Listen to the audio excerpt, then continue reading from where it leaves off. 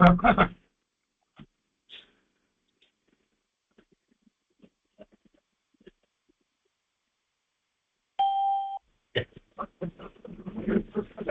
ಕೇಳಿಸುತ್ತಾ? ಕೇಳಿಸ್ತಾ ಇದೆ ಸರ್. ನಮಸ್ಕಾರ. ಓಕೆ, ನಮಸ್ಕಾರ. ಶ್ರೀಮಾನ್ ವೆಂಕಟನಾಥಾರ್ಯ ಕವಿತಾರ್ಕಕೇಸರಿ ವೇದಾಂತಾಚಾರ್ಯವರ್ಯೋ ಮೇ ಸನ್ನಿಧತ್ತಾಂ ಸದಾ ಹೃದಯ. ಲಕ್ಷ್ಮೀನಾಥಸಮಾರಂಭಂ ನಾಥಯಾಮುನಾಮಸ್ಮದಾಚಾರ್ಯಪರ್ಯಂತಾಂ ವಂದೇ ಗುರುಪರಂಪರಾಂ. ಯೋ ನಿತ್ಯಮಚ್ಯುತಪದಾಂಬುಜಯುಗ್ಮರುಕ್ಮೌ ವ್ಯಾಮೋಹತಸ್ತದಿತರಾಣಿ ಪ್ರಣಾಯ ಮೇನೆ. अस्मद्गुरोर्भगवतोऽस्य दयैकसिन्धोः रामानुजस्य चरणौ शरणं प्रपद्ये. श्रीपराशरभट्टार्यः श्रीरङ्गेशपुरोहितः श्रीवत्साङ्गसुतः श्रीमान् श्रेयसे मेस्तु भूजसे. व्यासं वसिष्ठनप्तारं शक्तेः पौत्रमकल्मषं पराशरात्मजं वन्दे शुगतातन्तपोनिधिं. व्यासाय विष्णुरूपाय व्यासरूपाय विष्णवे नमो वै ब्रह्मनिधये वासिष्ठाय नमो नमः. अविकाराय शुद्धाय नित्याय परमात्मने सदैकरूपरूपाय विष्णवे सर्वजिष्णवे.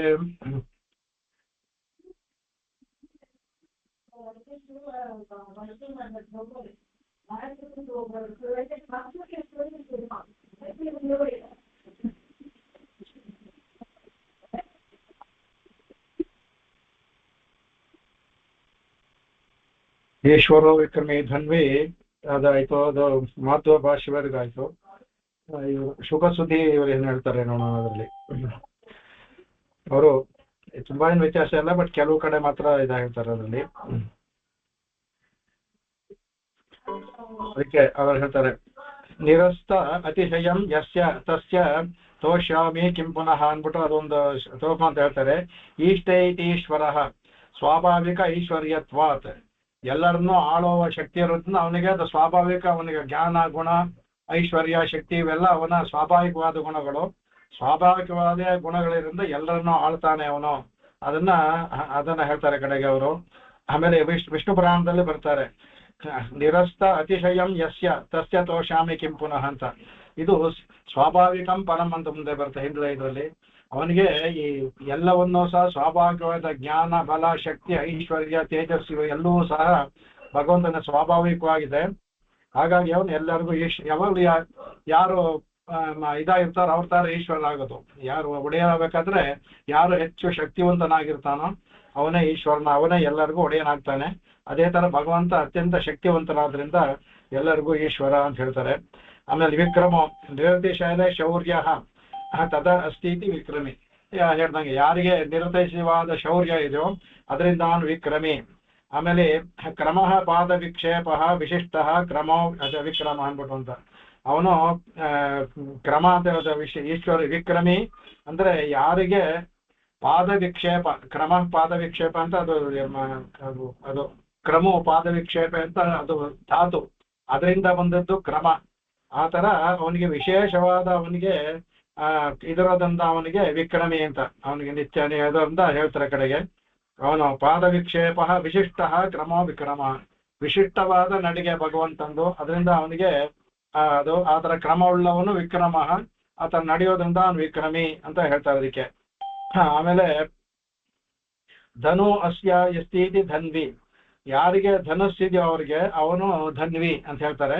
ಇದನ್ನ ಇವರೊಂದು ವಿಶೇಷವಾಗಿ ಹೇಳ್ತಾರೆ ಇದರಲ್ಲಿ. ಹೇಳ್ತಂದ್ರೆ ನರಮೂರ್ತಿ ನಾರಾಯಣ ಮೂರ್ತಿ ರಿಚ ಅಂದ್ಬಿಟ್ಟು ಅಂತ.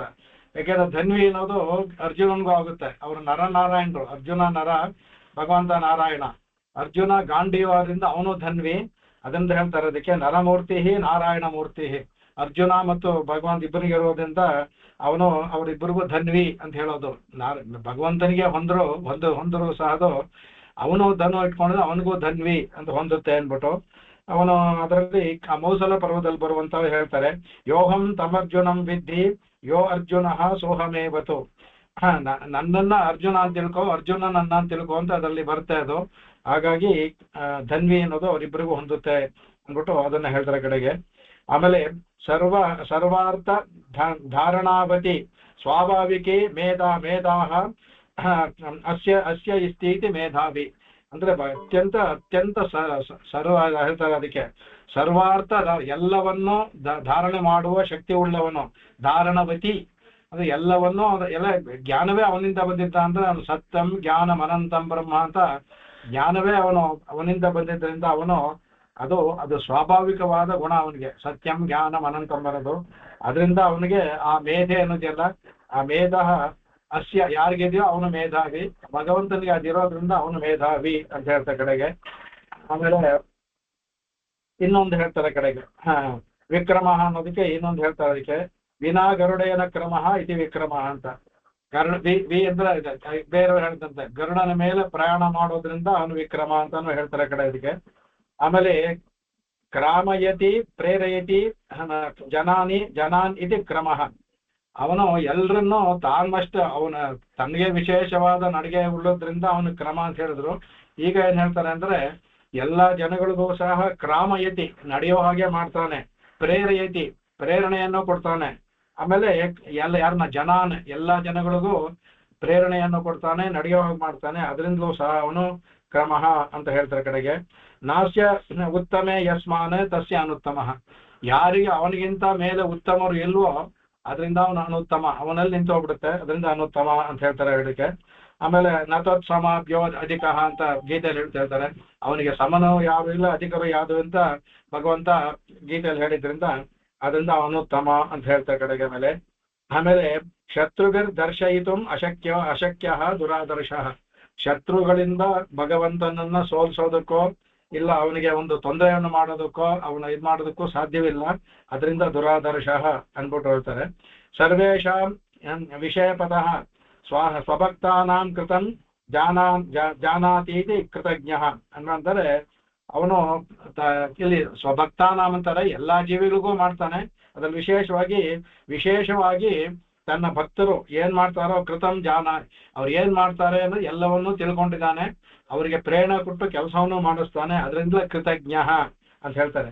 ಸಾಧಾರಣ ಎಲ್ಲಾ ಜೀವಿಗಳಿಗೂ ಮಾಡ್ತಾನೆ ಅವನು, ವಿಶೇಷವಾಗಿ ತನ್ನ ಭಕ್ತರಿಗೆ ಒಳ್ಳೆಯ ಕಡೆ ಹೋಗೋ ತರ ಮಾಡೋ ತರ ಮಾಡ್ತಾನಲ್ಲ, ಅದರಿಂದ ಅವನು ಕೃತಜ್ಞ ಅಂತ ಹೇಳ್ತಾರೆ ಕಡೆಗೆ. ಆಮೇಲೆ ಪುರುಷ ಪ್ರಯತ್ನ ಕೃತಿ ಸರ್ವೇಷಾಂ ಕೃತಿಮತಾಂ ತತ್ತಕ್ಲಿತಕಾರಯತ ಕೃತಿ ಶಬ್ದೇನ ಉಚ್ಯತೆ ಸರ್ವಾತ್ಮತ್ವಾಸೆ.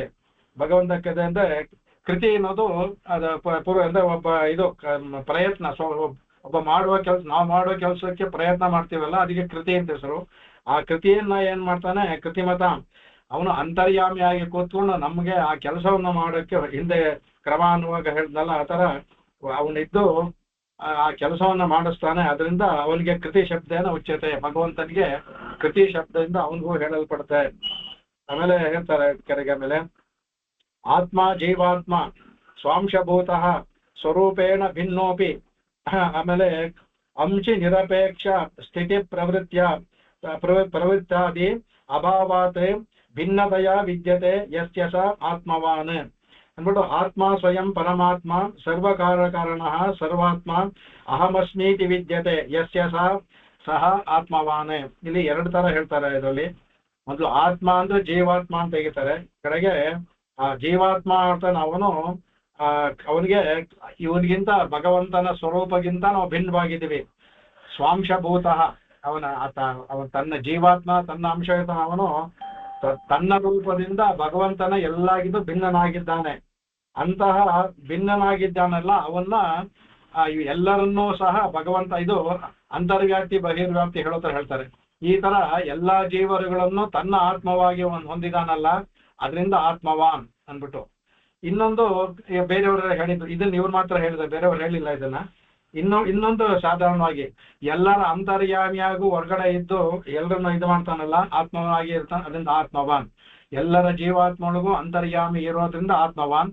ಎಲ್ಲಾ ಜೀವಗಳಿಗೂ ಭಗವಂತನಿಗೆ ಆತ್ಮವಾಗಿರೋದ್ರಿಂದಲೂ ಆತ್ಮವಾನ್, ಆತ್ಮವನ್ನು ಇರೋನು ಆತ್ಮವಾನ್ ಅಂತ. ಆತರ ಎರಡನ್ನೂ ಸಹ ಇದೊಂದು ವಿಶೇಷವಾಗಿ ವ್ಯಾಖ್ಯಾನ ಮಾಡಿದ್ದಾರೆ ಆತ್ಮವಾನ್ ಅಂತ. ಆಮೇಲೆ ಇದರಲ್ಲಿ ಇಲ್ಲಿಗೆ ಅದು ಮುಗೀತದು. ಇವರೇನಂತ ವಿಶೇಷವಾಗಿ ಮಾಡ್ದಾಗಿಲ್ಲ, ನೋಡ್ತೀನಿ ತಾಳಿ ಒಂದು ನಿಮಿಷ. ಬನ್ನಂಜಗವಂತರದ್ದು ವಿಶೇಷವಾದ ಯಾವುದು ಇದ್ದಾಗ ಇಲ್ಲ, ನೋಡ್ತೀನಿ. ಇರುವುದು ಒಂದೇ ಒಂದು ಯಾವುದು ಅಂದ್ಬಿಟ್ಟು ಅಂತ.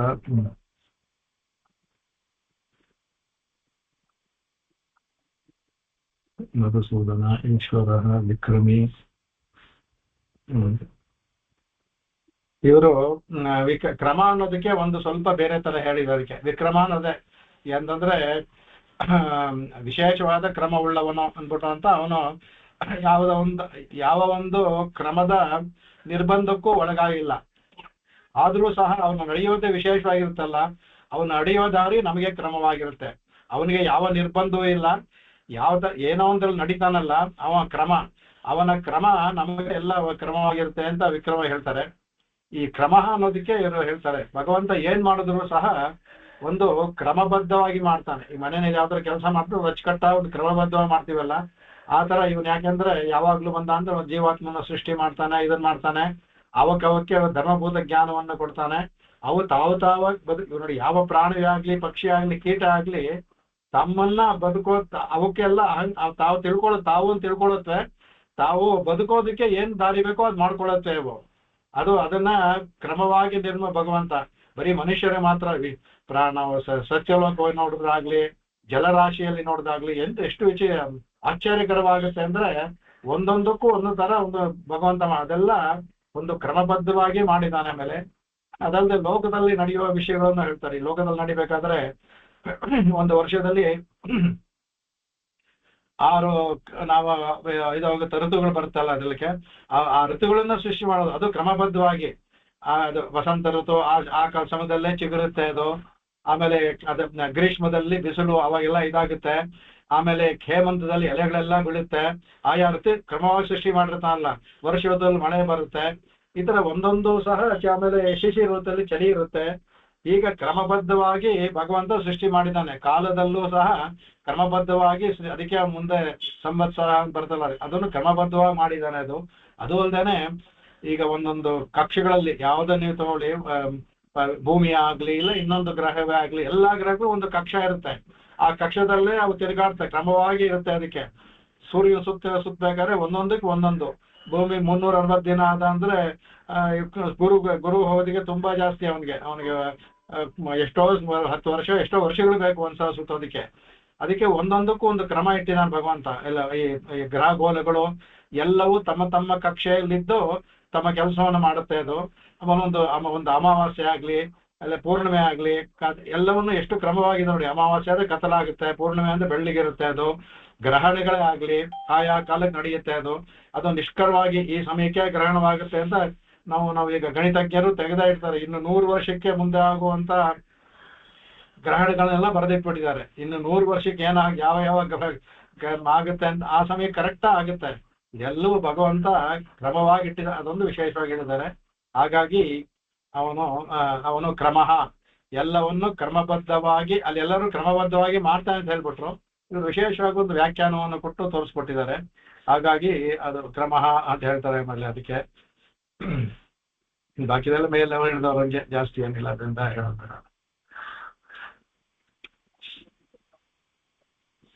ಇದು ಇವರು ಕೃತಜ್ಞ ಅನ್ನೋದಕ್ಕೆ ಒಂದು ಉದಾಹರಣೆ ಕೊಡ್ತಾರೆ. ಹೇಳಿದ್ದ ಎಲ್ಲರೂ ವ್ಯತ್ಯಾಸ ಇಲ್ಲ, ಆದ್ರೆ ಚೆನ್ನಾಗಿ ಅರ್ಥವಾಗ್ಲಿ ಅಂದ್ಬಿಟ್ಟು ಒಂದು ಕೃತಜ್ಞ ಉದಾಹರಣೆ ಕೊಡ್ತಾರೆ.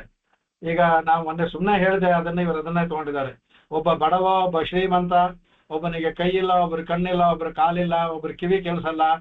ಆಮೇಲೆ ಒಂದೇ ಮನೆಯಲ್ಲೇ ಎಲ್ಲ ಇದ್ರು ಒಬ್ಬೊಬ್ಬರೊಂದರ ಇರ್ತಾರೆ. ಇದು ಹೇಗೆ ಇದು ಭಗವಂತದಲ್ಲಿ ತಾರತಮ್ಯ ಬಂತಲ್ಲ, ಪಕ್ಷಪಾತಿ ಆಗ್ತಾನಲ್ಲ ಅಂತ ಯಾವ್ದು ಕೇಳಿದ್ರೆ, ಎಲ್ಲರಿಗೂ ಒಂದೇ, ನನಗೆ ಯಾರಿಗೂ ನಮೇ ದ್ವೇಷೋಸ್ತಿನ ಪ್ರಿಯ ಅಂತ ಹೇಳಿದ ಭಗವಂತ ಯಾಕೆ ಒಬ್ಬೊಬ್ಬರನ್ನ ಈ ತರ ಮಾಡ್ತಾನೆ ಅನ್ನೋದಕ್ಕೆ ಈ ಕೃತಜ್ಞ ಅನ್ನೋದು ಅವ್ರಿಗೆ ಉತ್ತರ ಕೊಡುತ್ತೆ ಅಂತ ಹೇಳ್ತಾರೆ. ಏನೋ ಅಂದ್ರೆ ಭಗವಂತ ಕೃತಜ್ಞ, ಮನಸ್ಸಿನ ನಮ್ಮ ಅಂತರ್ಯಾಮಿಯಾಗಿದ್ದು ನಾವು ಏನೇನು ಕೆಲಸ ಮಾಡ್ತೀವೋ ಅದೆಲ್ಲ ತಿಳ್ಕೊಂಡಿದ್ದಾನೆ. ಅದ್ರ ಪ್ರಕಾರ ಫಲಗಳನ್ನು ಕೊಡ್ತಾನೆ. ನಾವು ಯಾರಿಗಾದ್ರೂ ಏನಾದ್ರೂ ಒಂದು ಮಾಡಿದ್ರೆ ಅದು ಮುಂದೆ ಯಾವಾಗಲೂ ನಮಗೆ ಅದೇ ಆಗುತ್ತೆ. ಅದು ಯಾರಿಗಾದ್ರೂ ಕೈಯನ್ನೋ ಕಾಲನ್ನೋ ಕೈ ಮುರಿದಿದ್ರೆ ಬೇಕು ಅಂತ, ಬೇಡದೆ ಗೊತ್ತಿಲ್ಲದೆ ಮಾಡೋದು ಬೇರೆ, ಬೇಕು ಅಂತ ಮಾಡಿದ್ರೆ ಅದೇನಾಗುತ್ತೆ, ಮುಂದೆ ಯಾವಾಗ್ಲೂ ನಮಗೆ ಕೈ ಇಲ್ದೇನೋ ಕಾಲು ಇಲ್ದೇನೋ ಇದೆಲ್ಲ ಹೀಗೆ ಹುಟ್ಟುತ್ತೆ. ಅದನ್ನ ಈಗ ಪ್ರತಿಯೊಂದನ್ನು ಸಹ ಇದು ಭಗವಂತ ನೋಡ್ತಾನೆ. ಭೀಷ್ಮರ ವಿಷಯದಲ್ಲಿ ಬರುತ್ತೆ, ಕಡೆನಲ್ಲಿ ಕೇಳ್ತಾರೆ ಎಲ್ರಿಗೂ ಸಹ. ಅವಾಗ ಧೃತರಾಷ್ಟ್ರನಿಗೆ ಕೇಳ್ಬೇಕಾದ್ರೂ ಸಹ ಅವನಿಗೆ 100 ಮಕ್ಳು ಅವನಿಗೆ 100 ಮಕ್ಳು ಇರ್ತಾರಲ್ಲ ಅವನಿಗೆ.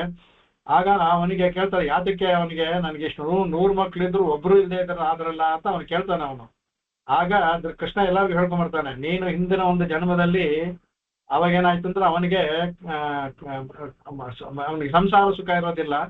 ಆಗೇನಾಗುತ್ತೆ, ಅವನು ರಾಜನಾಗಿ ಹೋಗಿರ್ಬೇಕಾದಂದ್ರೆ ಅಲ್ಲಿ ಹಂಸಗಳೆಲ್ಲ ಇರುತ್ತೆ, ಅದಕ್ಕೆ 100 ಸಖಿಗಳೆಲ್ಲ ಜೊತೆಲಿ ಎಲ್ಲ ಆಟ ಆಡ್ತಾ ಇರುತ್ತೆ. ಅದು ನೋಡಿ ಇವನು ಈರ್ಷ್ಯೆ ಬಂದ್ಬಿಡುತ್ತೆ. ಅದಕ್ಕೆ ತುಪ್ಪನೋ ಏನೋ ಇದು ಒಂದು ಇದನ್ನು ಎಣ್ಣೆನೇನೋ ಹಾಕಿಸಿ ಬೆಂಕಿ ಹಚ್ಚಿಸ್ಬಿಡ್ತಾನೆ. 100 ಹಂಸಗಳು ಸತ್ತೋಗ್ಬಿಡುತ್ತೆ. ನೀನ್ ಹಾಗೆ ಮಾಡಿದ್ದಕ್ಕೆ ಈಗ ನೀನು 100 ಮಕ್ಕಳು ಹೇಳ್ತಾನೆ ಕೃಷ್ಣ, ಈಗ ನೀನು ಈ ತರ ಅನುಭವಿಸ್ತಾ ಇದೀಯಾ. ಒಂದೊಂದು ಕಣ್ಣು ಹೋಯ್ತು, ಅದಕ್ಕೋಸ್ಕರ ಆ ಶಿಕ್ಷೆ. ಮತ್ತೆ ಮೇಲಿನ ಅಧಿಕ ಶಿಕ್ಷೆ, ಆ 100 ಕೊಂದಿಲ್ಲ, ಅದಕ್ಕೆ ಇಷ್ಟು ನಿನಗೆ ಈ ತರ ಆಗಿದೆ, ಒಬ್ರು ಇಲ್ಲದೆ ಆಗಿದ್ದಾರೆ ಅಂತ ಹೇಳ್ತಾನೆ. ಆಗ ಹೇಳ್ತಾನೆ ಅವನು, ನಾನೇನೋ ಸರಿ, ಭೀಷ್ಮರು ಎಂತ ಧರ್ಮಿಷ್ಠರು ಧರ್ಮಜ್ಞರು, ಅವ್ರಿಗಾಗಿ ಈ ತರ ಸ್ಥಿತಿ ಬಂತು, ಮುಳ್ಳಿನ ಅದು ಬಾಣದ ಇದ್ರಲ್ಲಿ ಮಲ್ಕೊಂಡಿದಾರಲ್ಲ, ಅವ್ರಿಗೆ ಬೇಕಾಗಿತ್ತ ಇದು ಅಂತ ಕೇಳುವಾಗ ಹೇಳ್ತಾನೆ, ಅವರು ಸಹ ಅವರು 7 ಇದರಲ್ಲಿ ಒಂದು ಅವರು ಹಿಂದೆ ಒಂದ್ಸಲ ಏನ್ ಮಾಡ್ತಾರಂತೆ, ಒಂದು ಯಾವುದು ಈ ಮುಳ್ಳು ಹೋಗ್ತಲ್ಲ, ಅದು ಕಂಬಳಿ ಹುಳ ಹೋಗ್ತಾ ಇರ್ತಂತೆ, ದೊಡ್ಡ ಕಂಬಳಿ ಹುಳ. ಇವ್ರೇನ್ ಮಾಡ್ತಾರಂತೆ, ಅದು ಹೋಗ್ಬೇಕಾದ್ರೆ ಒಂದು ಮುಳ್ಳಿ ತೆಗೆದು ಚುಚ್ತಾರಂತೆ, ಅದು ವಿಲಿ ಅಂತ ಒದ್ದಾಡುವಾಗ ಇನ್ನೊಂದು ಚುಚ್ತಾರಂತೆ, ಹಾಗೆ 7-8 ಅದಕ್ಕೆ ಚುಚ್ತಾರಂತೆ ಅದು. ಆಮೇಲೆ ಆ ತರ ಅದಕ್ಕೆ ಈಗ ಅವ್ರಿಗೆ ಅನುಭವಿಸ್ತಾ ಇದ್ದಾರೆ ಅಂತ, ಅದನ್ನ ಕೃತಜ್ಞ. ಹಾಗಾಗಿ ಇವ್ರೇನ್ ಮಾಡ್ತಾನೆ, ಭಗವಂತ ಅವನು ಅಂತರ್ಯಾಮಿಗಿದ್ದು ನಾವು ಹಿಂದೆ ಮಾಡದಂತ ಕರ್ಮಗಳಿಗೆ ಅದು ಮುಂದಿನ ಜನ್ಮದಲ್ಲಿ ಬರ್ಬೋದು, ಇನ್ನೊಂದು ಜನ್ಮದಲ್ಲೇ ಬರ್ಬೋದು, ಅದನ್ನ ಮರಳಿ ಮತ್ತೆ ನಮ್ಗೆ ಕೊಡ್ತಾನೆ, ಮರೆಯದೇ ಇರ್ತಾನೆ. ಅದರಿಂದ ಕೃತಜ್ಞ, ಮಾಡಿದ್ದನ್ನ ಜ್ಞಾಪಕ ಇಟ್ಕೊಂಡು ಅದೇ ನಮಗೆ ಕೊಡ್ತಾನೆ, ಅದರಿಂದ ಕೃತಜ್ಞ ಅಂದ್ಬಿಟ್ಟು ಉದಾಹರಣೆ ತೋರಿಸಿದ್ದಾರೆ. ಅದು ಚೆನ್ನಾಗಿದೆ. ಅದು ಎಲ್ಲರಿಗೂ ಚೆನ್ನಾಗಿ ಅರ್ಥ ಆಗುತ್ತೆ. ಕೃತಜ್ಞ ಅನ್ನೋದು ಜ್ಞಾಪಕ ಇರುತ್ತೆ. ಅದಕ್ಕೆ ಎಲ್ಲವೂ ಸಹ ಭಾಗ್ಯದೆಲ್ಲ ಏನೋ ಇದು ವಿಶೇಷವಾಗಿಲ್ಲ. ಅದರಿಂದ ಇದರಲ್ಲಿ ಇನ್ನೂ ಕೂಡ ಅವನು ಆತ್ಮವಾನ್ ಮಾಡಿದ್ದಾರೆ. ಇದು ಕೋರ್ಸ್ ಮಾಡಿದ್ದಾರೆ, ಬಟ್ ನನಗೇನು ಅಷ್ಟು ಇದಾಗಲ್ಲ. ಅವ್ರು ಹೇಳ್ತಾರೆ, ಭಗವಂತನದಿಗೆ ಆತ್ಮ ಅಂತಾರೆ, ಅದಕ್ಕೆ ಶರೀರ, ಅದಕ್ಕೆ ಬರೀ ಸೂಕ್ಷ್ಮ, ಅದು ಶರೀರ ಇಲ್ಲ. ಅದಕ್ಕೆ ಸ್ಥೂಲವಾದ ಶರೀರ ಬಂದಾಗ ಅದು ಆತ್ಮ ಇದಾಗುತ್ತೆ. ಅದಕ್ಕೆ ಆ ಥರ ಅಂದರೆ ಭಗವಂತ ಅದು ನಮಗೇನಾದ್ರು ಇದರಿಂದ ಮಾಡಿದ್ದು, ನಮ್ಮ ದೇಹ ಇದು ಗಾಳಿ, ಬೆಳಕು, ನೀರು, ಮಣ್ಣು ಇದೆಲ್ಲ ಪಂಚಭೂತಗಳಿಂದ ಉಂಟಾದಂತ ಶರೀರ ನಮ್ದು. ಆದ್ರೆ ಭಗವಂತನಿಗೆ ಈ ಪಂಚಭೂತಗಳಿಂದ ಇದು ಒಂದು ಯಾವ ತರ ಒಂದಿನ ಬಿದ್ದು ಹೋಗೋದು, ಇದು ಬಿದ್ದು ಹೋದಾಗ ಇನ್ನೊಂದು ಶರೀರಕ್ಕೆ ಹೋಗ್ತೀವಿ ನಾವು ಕರ್ಮ ಮುಗಿಯವರೆಗೂ. ಆದ್ರೆ ಅವನಿಗೆ ಭಗವಂತನಿಗೆ ಈ ತರ ಅವನು ಅವತಾರ ಕಾಲ ಮಾಡಿದ್ರು ಸಹ ಅವನು ಯಾವುದಕ್ಕೂ ಸಹ ಅವನಿಗೆ ಪಂಚಭೂತಗಳಿಂದ ಆದ ಶರೀರದಿಂದಾಗಿದ್ರಿಂದ ಅವನ ಶರೀರಕ್ಕೆ ನಾಶವಿಲ್ಲ. ಇಲ್ಲಿ ಅವತಾರ ಮುಗಿಸ್ಕೊಂಡು ಹೋಗ್ತಾನೆ ಅವನ ಶರೀರಕ್ಕೆ ನಾಶ, ಅವನ ಬಿಟ್ಟು ಹೋಗ್ತಾನೆ. ಅದು ವಿಶ್ವಾಕಾರ ಅನ್ಬಿಟ್ಟು ಅಂತ. ಅವನು ಯಾವ ರೂಪದಲ್ಲಾದ್ರೂ ಕಾಣಿಸಿಕೊಳ್ಳಬಲ್ಲ ಅವನು. ಅದರಿಂದ ಇದು ಎಲ್ಲವನ್ನೂ ಸಹ ಎಲ್ಲರಿಗೂ ಅವನು ಜ್ಞಾನ, ಸ್ವರೂಪ ಎಲ್ಲಕ್ಕೂ ಸಹ ಅವನು ಒಡೆಯನಾದ್ರಿಂದ ಆತ್ಮವಾನ್ ಅಂತ ಮಾಡಿದ್ದಾರೆ. ಇದು ಪೂರ್ಣವಾಗಿ ಹೊಂದೋ ತರ ನನಗೆ ಕಾಣಿಸಿದೆ, ಬಟ್ ಅರ್ಥ ಚೆನ್ನಾಗಿದೆ, ಕರೆಕ್ಟ್ ಆಗಿದೆ. ಆತ್ಮವಾನ್ ಅಂತ ಅವ್ರು ಮಾಡಿದ್ದಾರೆ. ಆಮೇಲೆ ಎಲ್ಲರ ಆತ್ಮಗಳು ಒಳಗಾದ ಆತ್ಮವಾನ್ ಸೇರಿಸಿದ್ದಾರೆ. ಆಮೇಲೆ ಅದು ಓಕೆ, ಬಟ್ ಇದು ಹೇಳಿದ್ದು ಯಾವುದು ಹೊಂದೋ ತರ ಕಾಣಲ್ಲ. ಇರ್ಲಿ, ಮುಂದಿನ ಶ್ಲೋಕ 10ನೇ ಶ್ಲೋಕ. ಸುರೇಶ ಶರಣಂ ಶರ್ಮ ವಿಶ್ವರೇತ ಪ್ರಜಾಭವ ಅಹ ಸಂವತ್ಸರೋ ವ್ಯಾಲಃ ಪ್ರತ್ಯಯ ಸರ್ವದರ್ಶನ ಅಂದ್ಬಿಟ್ಟು 10 ನಾಮಗಳು ಅದರಲ್ಲಿ ಹೇಳ್ತಾರೆ. ಕಡೆಗೆ ಸುರೇಶ ಒಂದು ಮೊದಲದು ಭಟ್ರದ್ದು. ಸುರೇಶಾಯ ನಮಃ ಅಂದ್ರೆ ಸುರ ಅಂದ್ರೆ ದೇವತೆಗಳಿಗೆ ಈಶನಾದವನಿಗೆ ನಮಸ್ಕಾರ ಅಂತ ಸುರೇಶಾಯ ನಮಸ್ಕಾರ ಅಂದ್ರೆ ಅದನ್ನ ಹೇಳ್ತಾರೆ ಹೇಳ್ತಾರೆ. ಅವಾಗ ಎಲ್ಲರಿಗೂ ಸಹ ಅವನು ಫಲ್ಗು ಪದಲಿಪ್ಸೋನಾಂ ಬ್ರಹ್ಮಾದೀನಾಮಪಿ ಸಂವಿಧಾತ ಅಂತ ಹೇಳ್ತಾರೆ. ಅಂದ್ರೆ ಫಲ್ಗು ಪದಲಿಪ್ಸೋನಾಂ, ಪದಲಿಪ್ಸು ಅಂದ್ರೆ ಪದವಿಯನ್ನ ಆಸೆ ಪಡುವವರು, ಫಲ್ಗು ಅಂದ್ರೆ ಕೀಳೋದು. ಈಗ ಬ್ರಹ್ಮ ಆಗಿರುದ್ದಾಗ್ಲಿ ಎಷ್ಟೋ ವರ್ಷ ತಪಸ್ ಮಾಡಿ ಅವಾಗ ಭಗವಂತ ಏನ್ ಬೇಕು ಅಂತ ಕೇಳಿದಾಗ ಫಲ್ಗು ಅಂದ್ರೆ ಕಮ್ಮಿ, ಅದು ಚಿಕ್ಕದು ಅಂತ. ಇದು ಆಗ ಪದಲಿಪ್ಸು ಅಂದ್ರೆ ಪದಂ ಹೆಚ್ಚು ಪದಲಿಪ್ಸು ಅಂತ, ಪದವಿಯನ್ನ ಆಸೆ ಪಡುವವರಿಗೆ ಪದಲಿಪ್ಸು ಅಂತ. ಇವನು ಈ ಬ್ರಹ್ಮ ಏನ್ ಮಾಡ್ದ, ಅಷ್ಟೆಲ್ಲ ಮಾಡಿ ಏನಂದ್ರೆ ನನಗೆ ಬ್ರಹ್ಮತ ಬೇಕು ಅಂತ ಕೇಳ್ಕೊಂಡ. ಅದಕ್ಕೆ ಅದು ಫಲ್ಗು ಪದ. ಅದು ಅಂದ್ರೆ ಅತ್ಯಂತ ಕೇಳ್ತಾ ಮೋಕ್ಷವನ್ನೇ ನೇರವಾಗಿ ಕೇಳ್ಬಿಟ್ಟಿದ್ರೆ ಈ ತೊಂದರೆ ಇರಲ್ಲ, ಅವನಿಗೆ ಎಲ್ಲೇನೋ ಆಳ್ಬೇಕು ಅಂತ. ಅದಕ್ಕೆ ಬ್ರಹ್ಮನಿಗೆ ಕೊಡ್ತಾನೆ ಮೋಕ್ಷ ಭಗವಂತ ಅವನ ಇದರಲ್ಲಿ.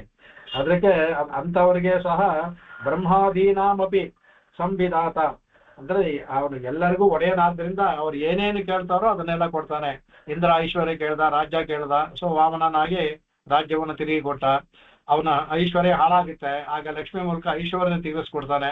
ಯಾರ್ಯಾರು ಏನೇನು ಕೇಳಿದ್ರೆ ಕೊಡ್ತಾನೆ ಭಗವಂತ. ದೇವತೆಗಳಿಗೂ ಸಹ ಯಾರು ಕೇಳಿದ್ರು ಆತ ಬ್ರಹ್ಮಾದಿಗಳಿಗೂ ಅಂದ್ರೆ ಬ್ರಹ್ಮನಿಂದ ಹಿಡಿದು ಅಂತ ಹೇಳಿದ್ಮೇಲೆ ಬೇರೆಯವ್ರು ಹೇಳ್ಬೇಕಾಗಿಲ್ಲ.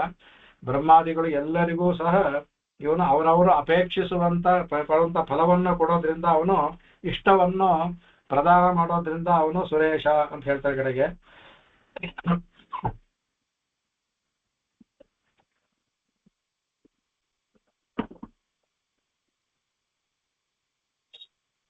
ಇದನ್ನ ವಿಷ್ಣು ಪುರಾಣದಲ್ಲಿ ಒಂದು ಬರ್ತದಲ್ಲಿ ಯಸ್ಯ ಪ್ರಸಾದ ಅಹಮಚ್ಯುತಸ್ಯ ಭೂತಃ ಪ್ರಜಾಸರ್ಗ ಕರೋಂತಕಾರಿ ಕ್ರೋಧಾಚ್ಚ ರುದ್ರ ಸ್ಥಿತಿ ಹೇತು ಭೂತಃ ಅಂತ ಇದು ಬ್ರಹ್ಮ ಹೇಳಮಂತು. ಯಸ್ಯ ಪ್ರಸಾದಾತ್ ಯಾರ ಒಂದು ಪ್ರಸಾದದಿಂದ, ಯಾರು ಅಚ್ಯುತಸ್ಯ ಪದದಿಂದ ಭೂತಃ ಪ್ರಜಾಸರ್ಗ ಕರೋಂತಕಾರಿ ಎಲ್ಲ ಈ ಭೂತಗಳನ್ನು ಸೃಷ್ಟಿ ಮಾಡುವಂತ ಕೆಲಸವನ್ನ ಭಗವಂತ ನನಗೆ ಕೊಟ್ಟ ಅಂದ್ರೆ ನನಗೆ ಕೊಟ್ಟ ಅವನು. ಕ್ರೋಧಾಚ್ಚ ರುದ್ರ ಸ್ಥಿತಿ ಹೇತು ಭೂತಃ ಅವನು ಕ್ರೋಧದಿಂದ ಅವನ ಒಂದು ಇದರಿಂದ ನಾನು ಪ್ರಸಾದದಿಂದ ನನಗೆ ಸೃಷ್ಟಿ ಕೆಲಸ ಕೊಟ್ಟ. ಅವನ ಕ್ರೋಧದ ಮೂರ್ತಿಯಾಗಿ ಸಂಹಾರ ಮಾಡೋ ಕೆಲಸವನಿಗೆ ರುದ್ರಿಗೆ ಕೊಟ್ಟ ಅವನು ಅಂತ ವಿಷ್ಣು ಪುರಾಣದಲ್ಲಿ ಬರುತ್ತೆ. ಅದರಿಂದ ಹೇಳ್ತಾರೆ ಅದರಲ್ಲಿ ಕಡೆಗೆ. ಆಮೇಲೆ ಅದಕ್ಕೆ ಒಂದು ಕಾರಣವನ್ನು ಇದು ಕೊಡ್ತಾರೆ. ಅದಕ್ಕೆ ಏನು ಅಂದ್ರೆ ನಿರುಕ್ತಿ ಹೇಳ್ತಾರೆ. ಆಮೇಲೆ ಬ್ರಹ್ಮಾದೀನಾಂ ಫಲ್ಗು ಫಲ ಲಿಪ್ಸೂನಾಂ ತೃತೀಯೋಕಸಾಂ ಸಂವಿಧಾತ ಸುರೇಶಶ್ಚ ಪ್ರೋಚ್ಯತೆ ವಿವಿಧೋತ್ತಮೈ. ವಿವಿಧೋತ್ತಮದಿಂದ ವಿಷಯವನ್ನ ತಿಳಿದಂತಹ ಋಷಿಗಳು ಜ್ಞಾನಿಗಳು ಹೇಳ್ತಾರೆ ಭಗವಂತನ ಸುರೇಶ. ಯಾಕೆಂದ್ರೆ ಬ್ರಹ್ಮಾದಿಗಳಿಗೂ ಸಹ ಅವರವರು ಕೇಳುವ ಒಂದು ಪದವಿಯನ್ನು ಇಲ್ಲ ಫಲಗಳನ್ನು ಕೊಡ್ತಾನಲ್ಲ ಅವನು. ಮತ್ತೆ ತ್ರಿದಿವೌಕಸಾಂ ದೇವತೆಗಳಿಗೂ ಸಹ ಕೇಳಿದ್ದೆಲ್ಲ ಕೊಡೋದ್ರಿಂದ ಅವನು ಸಂವಿಧಾತ, ಸಮ್ಯಕ್ ವಿಧಾತ, ಚೆನ್ನಾಗಿ ಕೇಳಿದ್ದನ್ನ ಕೊಡೋದ್ರಿಂದ ಸಂಪೂರ್ಣವಾಗಿ ಅವನಿಗೆ ಸುರೇಶ ಅಂತ ಬರುತ್ತೆ ಅನ್ಬಿಟ್ಟು ಅಂತ. ಆಮೇಲೆ ಶರಣ ಅಂದ್ರೆ ಓಂ ಶರಣಾಯ ನಮಃ ಅಂತ. ಶರಣ ಇಲ್ಲಿ ಎರಡು ಶರಣಕ್ಕೆ ಅನೇ ಅರ್ಥ ಇದೆ. ರಕ್ಷಣೆ ಅಂತ ಒಂದು ಅರ್ಥ, ಇದ್ರಲ್ಲಿ ರಕ್ಷಕನಾದವನಿಗೆ ನಮಸ್ಕಾರ ಅಂತ. ಶರಣಂ ಅಂದ್ರೆ ನಿವಾಸ ಅಂತ ಆಗುತ್ತೆ. ಸ್ವಾಮಿ ದೇಶಿಕನ್ನು ಷೋಡಶಾಯುಧ ಸ್ತೋತ್ರದಲ್ಲೂ ಇಲ್ಲ ಈ ಸ್ತೋತ್ರದ ಹೇಳಿದ್ದಾರೆ. ಶರಣಂ ಅಂತ ನಿವಾಸ ಅಂತ ಒಂದು ಅರ್ಥ ಇದೆ. ಅದೇ ಅರ್ಥ ಆಯ್ತು. ಶರಣ ಅಂದ್ರೆ ನಿವಾಸ, ಇರೋ ಜಾಗಕ್ಕೆ ಶರಣಂ ಅಂದ್ಬಿಟ್ಟು ಅಂತ. ಅದೇ ಬರ್ತಾ ಕಡೆಗೆ ಶರಣ ಅನ್ನೋದು ಕಾಪಾಡುವಿಕೆ, ಅದಕ್ಕೆ ಹೋಗ್ಬಿಟ್ಟು ಅದರಿಂದ ಅದನ್ನ ಬಂದ್ಬಿಟ್ಟು ಅದಕ್ಕೆ ಬಂದ್ಬಿಟ್ಟು ಅಂತ ಆ ತರ ಅರ್ಥದಲ್ಲಿ ಬಂದ್ಬಿಡ್ತು. ಅದಕ್ಕೆ ಇವರು ಈ ಇದರಲ್ಲಿ ವೀರಶೈವರಲ್ಲಿ ಶರಣರು ಅಂತ ಹೇಳ್ತಾರಲ್ಲ, ಆ ಶರಣರು ಅವ್ರು ಶರಣರು ಅಲ್ಲಿ ಹೇಳ್ಬೇಕಾದ್ರೆ ರಕ್ಷಕರು ಅಂತ ಅರ್ಥದಲ್ಲ. ಅವರು ಒಂದು ಕಡೆ ಇರೋದಿಲ್ಲ, ಒಂದೊಂದು ಕಡೆ ಹೋಗಿ ಎಲ್ಲೆಲ್ಲೋ ಅಲ್ಲಲ್ಲಿ ನಿಂತ್ಕೋತಾರೆ, ವಾಸ ಮಾಡ್ತಾರೆ. ಅದೇ ಅವ್ರ ಜಾಗ. ಅವರು ಯಾವ ಜಾಗದಲ್ಲಿ ಹೋದ್ರೆ ಅಲ್ಲೇ ಇರ್ತಾರೆ. ಅವ್ರು ತಮ್ದು ಅಂತ ಏನು ಇಟ್ಕೊಳ್ಳೋದಿಲ್ಲ. ಅದನ್ನೇ ಶರಣರು ಅಂತ. ಅವರು ಎಲ್ಲಿ ಹೋಗ್ತಾರೋ ಅಲ್ಲೇ ಇರ್ತಾರೆ. ಯಾರು ಕರ್ತಾರೋ ಅವ್ರ ಮೇಲೆ ಊಟ ಮಾಡ್ತಾರೆ. ಯಾವಾಗಲೂ ಭಗವದ್ ಧ್ಯಾನದಲ್ಲೇ ಇರ್ತಾರೆ. ಅವರು ಈಶ್ವರನ ಧ್ಯಾನದಲ್ಲೇ ಇರ್ತಾರೆ. ಅದಕ್ಕೆ ಅವರಿಗೆ ಶರಣರು ಅಂತ ಹೇಳೋದು. ಅಲ್ಲಿ ಶರಣರು ಅಂದ್ರೆ ರಕ್ಷಕರು ಕಾಪಾಡುವ ಅರ್ಥದಲ್ಲ, ಅವರಿಗೆ ನಿವಾಸ ಅಂತ ಇರುತ್ತಾರೆ ಅಂತ ಆ ಅರ್ಥದಲ್ಲೇ ಅಲ್ಲಿ ಬಂದಿರೋದು. ಅದೇ ತರ ಇಲ್ಲೂ ಸಹ ಶರಣ ಅನ್ನೋದು ಎರಡರ್ಥ. ಇರೋದು ಅಂತ ಒಂದರ್ಥ, ಕಾಪಾಡೋನು ಒಂದರ್ಥ, ನಾವು ಅಭಯದಾತ ಅಂತ ಅರ್ಥ. ಮೂರು ಅರ್ಥದಲ್ಲೂ ಬರ್ತಾ ಇದೆ. ಅದಕ್ಕೆ ಆಶ್ರಯನು ಅಂದ್ರೆ ಅವನು ಮನೆಯಾದವನು, ರಕ್ಷಕನು ಆದವನು ಅಂದ್ಬಿಟ್ಟು ಅಂತ ಅವ್ರ ಅವಿಶೇಷೇಣ ಸರ್ವೇಶಾಂ ರಕ್ಷಕ ಯಥ ಅಂತ ಹೇಳ್ತಾರೆ ಕಡೆಗೆ. ಅಂದ್ರೆ ಅವನು ಅವಿಶೇಷೇಣ ಸರ್ವೇಶಾಂ ಶರಣಂ ಅಂದ್ರೆ ಯಾರೊಬ್ಬರನ್ನೋ ಸಹ ಅವನು ಅವಿಶೇಷೇಣ ಅವನು ಯಾರು ಅವರಲ್ಲಿ ಶರಣ ಹೋಗ್ತಾರೋ ಅಂದ್ರೆ ಯಾರು ಅವನಲ್ಲಿ ಹೋಗಿ ಅವನು ಭಗವಂತನಲ್ಲಿ ಶರಣಾಗತರಾಗ್ತಾರೋ ಅವ್ರಿಗೆಲ್ಲ ಇವನು ಶರಣ್ಯನಾಗಿರ್ತಾನೆ. ಅವಿಶೇಷೇಣ ಅವರು ಇವರು ಅಂತಿಲ್ಲ, ಅವನಿಗೆ ತಾರತಮ್ಯವಿಲ್ಲ ಅವನಿಗೆ. ಅದರಿಂದ ಸರ್ವೇಶಾಂ ಶರಣಂ ಕಡೆಗೆ. ಅದಕ್ಕೆ ಅದು ಇಲ್ಲಿ ಶೃಣು ಅನ್ನೋದಕ್ಕೆ ಅನೇಕ ಅರ್ಥ ಇದೆ. ಆ ಶೃಣು ಅನ್ನುವಾಗ ರಕ್ಷಣಾರ್ಥ ಅದರಲ್ಲಿ ಬರ್ತಾ. ಅದಕ್ಕೆ ಅದು ರಕ್ಷಣಾರ್ಥದಿಂದ ಶೃಣು ಅಂತ ಆಗುತ್ತೆ. ಅದಕ್ಕೆ ಲ್ಯುಟ್ ಪ್ರತ್ಯಯ ಅನ್ನೋದು ಅನ ಅಂತ ಬರುತ್ತೆ. ಅದು ಶೃಣು ಅನ ಅದು ಶರಣ ಆಗುತ್ತೆ. ಅದನ್ನ ತೋರಿಸ್ತಾರೆ. ಶರಣಾರ್ಥ ಎನ್ನುವಾಗ ಶರಣಾರ್ಥದಲ್ಲಿ ಸಹ ಅದು ಆಗುತ್ತೆ. ಆಮೇಲೆ ಅದನ್ನೇ ಹೇಳ್ತಾರೆ. ಅದೇ ತರ ಮುಂದೆ ಬರುವಂತ ಎರಡು ಹೇಳ್ತಾರೆ. ಆಮೇಲೆ ಇದನ್ನ ನಾವು ಇದರಲ್ಲೂ ನೋಡು, ಮುಂಡಕೋಪನಿಷತ್ ಮಂತ್ರ ಬರ್ತಲ್ಲ, ಅದಕ್ಕೆ ಇದು ಹೇಳ್ತಾನೆ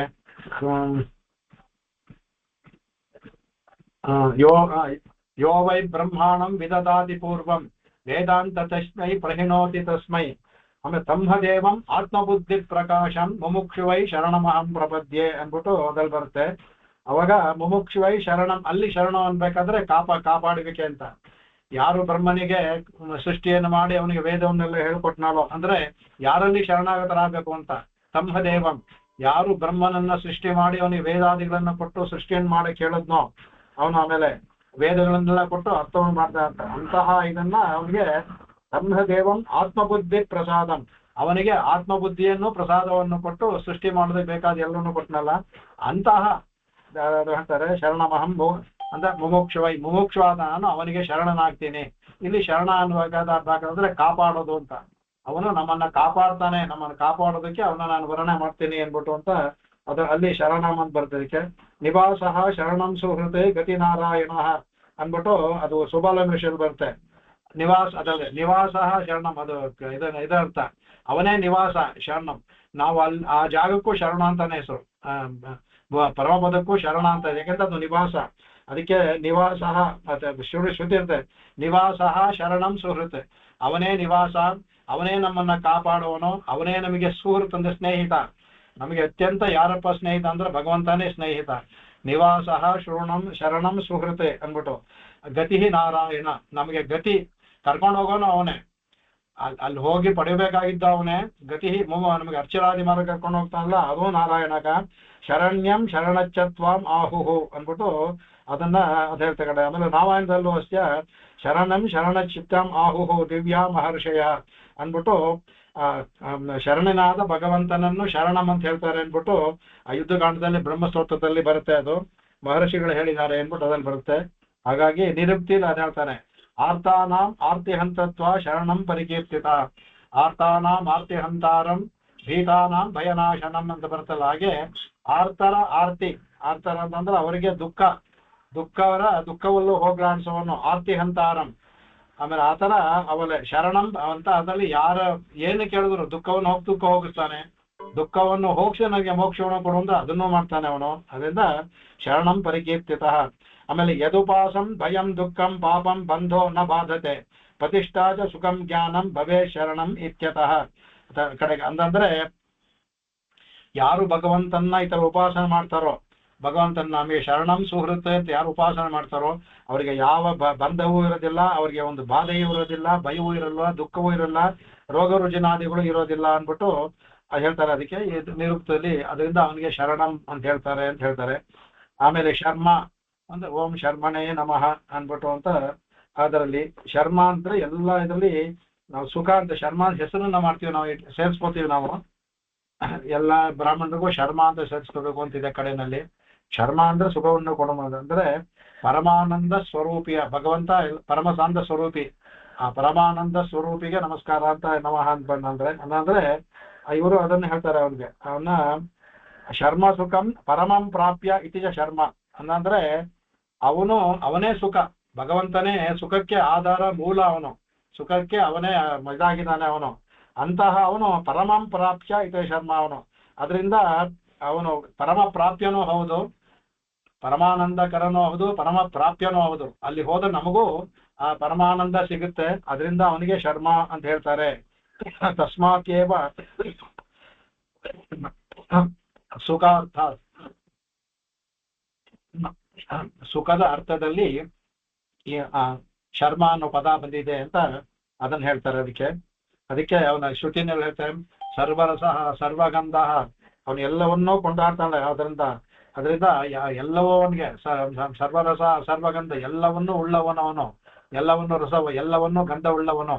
ಅದರಿಂದ ಈ ಶರ್ಮ ಅಂದ್ರೆ ಎಲ್ಲ ಆನಂದ, ಇವಕ್ಕೆಲ್ಲ ಪರಮಪ್ರಾಪ್ಯ ಆನಂದದಾಯಕಕ್ಕೆ ಇವೆಲ್ಲ ಬೇಕು. ಅದರಿಂದ ಅದನ್ನ ಹೇಳ್ತಾರೆ. ಆಮೇಲೆ ಇನ್ನೊಂದು ಬರುತ್ತೆ ಕಂ ಬ್ರಹ್ಮ ಅಂತ, ಅದು ಚಾಣ ಬರುತ್ತೆ.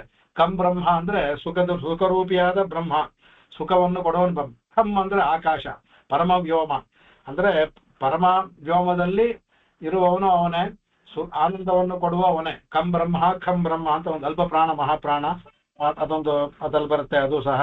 ಆಮೇಲೆ ಆನಂದ ಬ್ರಹ್ಮೇತಿ ವ್ಯಜಾನಾತ, ಬ್ರಹ್ಮವನ್ನ ಆನಂದ ಅಂತ ವ್ಯಜಾನ ತಿಳ್ಕೋಬೇಕು ಅನ್ಬಿಟ್ಟು ಅಂತ ಒಂದು ಭೃಗುವಿನಲ್ಲಿ ಬರುತ್ತೆ. ಅದನ್ನ ಹೀಗಾಗಿ ಅವನು ಆನಂದ ರೂಪಿಯಾಗಿದ್ದಾನೆ. ಅದಕ್ಕೆ ಪರಮಾನಂದ ರೂಪತ್ವ ಶರ್ಮ ಹಿಂಸಾದಿಮಂತನ. ಆ ಶರ್ಮ ಅಂದ್ರೆ ಇನ್ನೊಂದಿದೆ, ಪರಮವಾದ ಸುಖವನ್ನು ಕೊಡ್ತಾನೆ. ಕೊಡುವಾಗ ಏನ್ ಮಾಡ್ತಾನೆ, ಶರ್ಮ ಹಿಂಸಾದಿಮಂತನ, ನಮಗಿರುವಂತ ಹಿಂಸೆಗಳನ್ನು ದೂರ ಮಾಡ್ತಾನೆ ಅವನು. ಅದರಿಂದ ಹಿಂಸಾದಿಗಳನ್ನು ವತನ ಮಾಡ್ತಾನೆ, ನಮಗೆ ಸುಖವನ್ನು ಕೊಡ್ತಾನೆ. ಯಾರು ಅವನಲ್ಲಿ ಶರಣ ಹೋದರೆ ನಮ್ಮ ದುಃಖಗಳು, ಕೋಪಗಳು, ಹಿಂಸೆಗಳು ಏನಿದೆ ಎಲ್ಲವೂ ಹೋಗುತ್ತೆ, ಪರಮ ಸುಖವೂ ಸಿಗುತ್ತೆ. ಅದರಿಂದ ಅದನ್ನ ಹೇಳ್ತಾರೆ ಕಡೆಗೆ. ವಿಶ್ವರೇತಾ ಅಂದ್ರೆ ವಿಶ್ವರೇತಸೇ ನಮಃ ಅಂತ. ರೇತಸ್ಸು ಅಂದ್ರೆ ಇದು ನಮ್ಮ ಸೃಷ್ಟಿ ಯಾವ ಉಂಟಾಗಬೇಕಾದ್ರೂ ರೇತಸ್ಸು ಇದೆಯಲ್ಲ, ಪುರುಷರು ಯಾವ ಹುಡುಗರು ರೇತಸ್ಸು ಅಂತ ಇರುತ್ತಲ್ಲ, ರೇತಸ್ಸು. ವಿಶ್ವವನ್ನೇ ಸೃಷ್ಟಿ ಮಾಡ್ಬೇಕಾದ್ರೆ ವಿಶ್ವಕ್ಕೆ ರೇತಸ್ಸು ಇವನು, ಇವನಿಂದನೇ ತಾನೆ. ಯಥೋವಾ ಇಮಾನಿ ಭೂತ ನಿಜಾಯಂತೆ ಶ್ರುತಿ ಹೇಳುತ್ತೆ, ಯಾರಿಂದ ಈ ಭೂತಗಳೆಲ್ಲ ಹುಟ್ಟೋ ಅಂದ್ಬಿಟ್ಟಿದಂತೆ. ಅದರಿಂದ ಇವನು ವಿಶ್ವಕ್ಕೆ ರೇತಸ್ ಬೀಜ ಆಗಿದ್ದಾನೆ, ಸೃಷ್ಟಿ ಬೀಜ ಆಗಿದ್ದಾನೆ ಅವನು ಅಂತ. ಅಂದ್ರೆ ಪ್ರಪಂಚವನ್ನ ಸೃಷ್ಟಿ ಮಾಡುವನು, ಪ್ರಪಂಚವನ್ನೇ ತನ್ನ ಕಾರ್ಯಾಲಯವಾಗಿ ಮಾಡ್ಕೊಂಡಿರೋನು. ಅವನ ಕಾರ್ಯ ಅಲ್ಲೇ ತಾನೆ, ಪ್ರಪಂಚದಲ್ಲಿ ತಾನೆ. ಪ್ರಪಂಚವೇ ಅವನ ಆಫೀಸು, ಕಾರ್ಯಾಲಯ, ಹೆಡ್ ಆಫೀಸ್ ಇದ್ದಂಗೆ ಪ್ರಪಂಚವೇ ಅವನ ಕಾರ್ಯಾಲಯ ಅಂತ. ಅದನ್ನ ಕಾರ್ಯವಾಗಿ ಉಳ್ಳವನಿಗೆ ನಮಸ್ಕಾರ ಅಂದ್ಬಿಟ್ಟು ಅಂತ ಕಡೆಗೆ. ಆಮೇಲೆ ಹಿಂದೆ ಎಲ್ಲ ಹೇಳ್ತೋ ಭಗವಂತನ ಸುಖರೂಪಿ ಎಲ್ಲ ಅಂತ.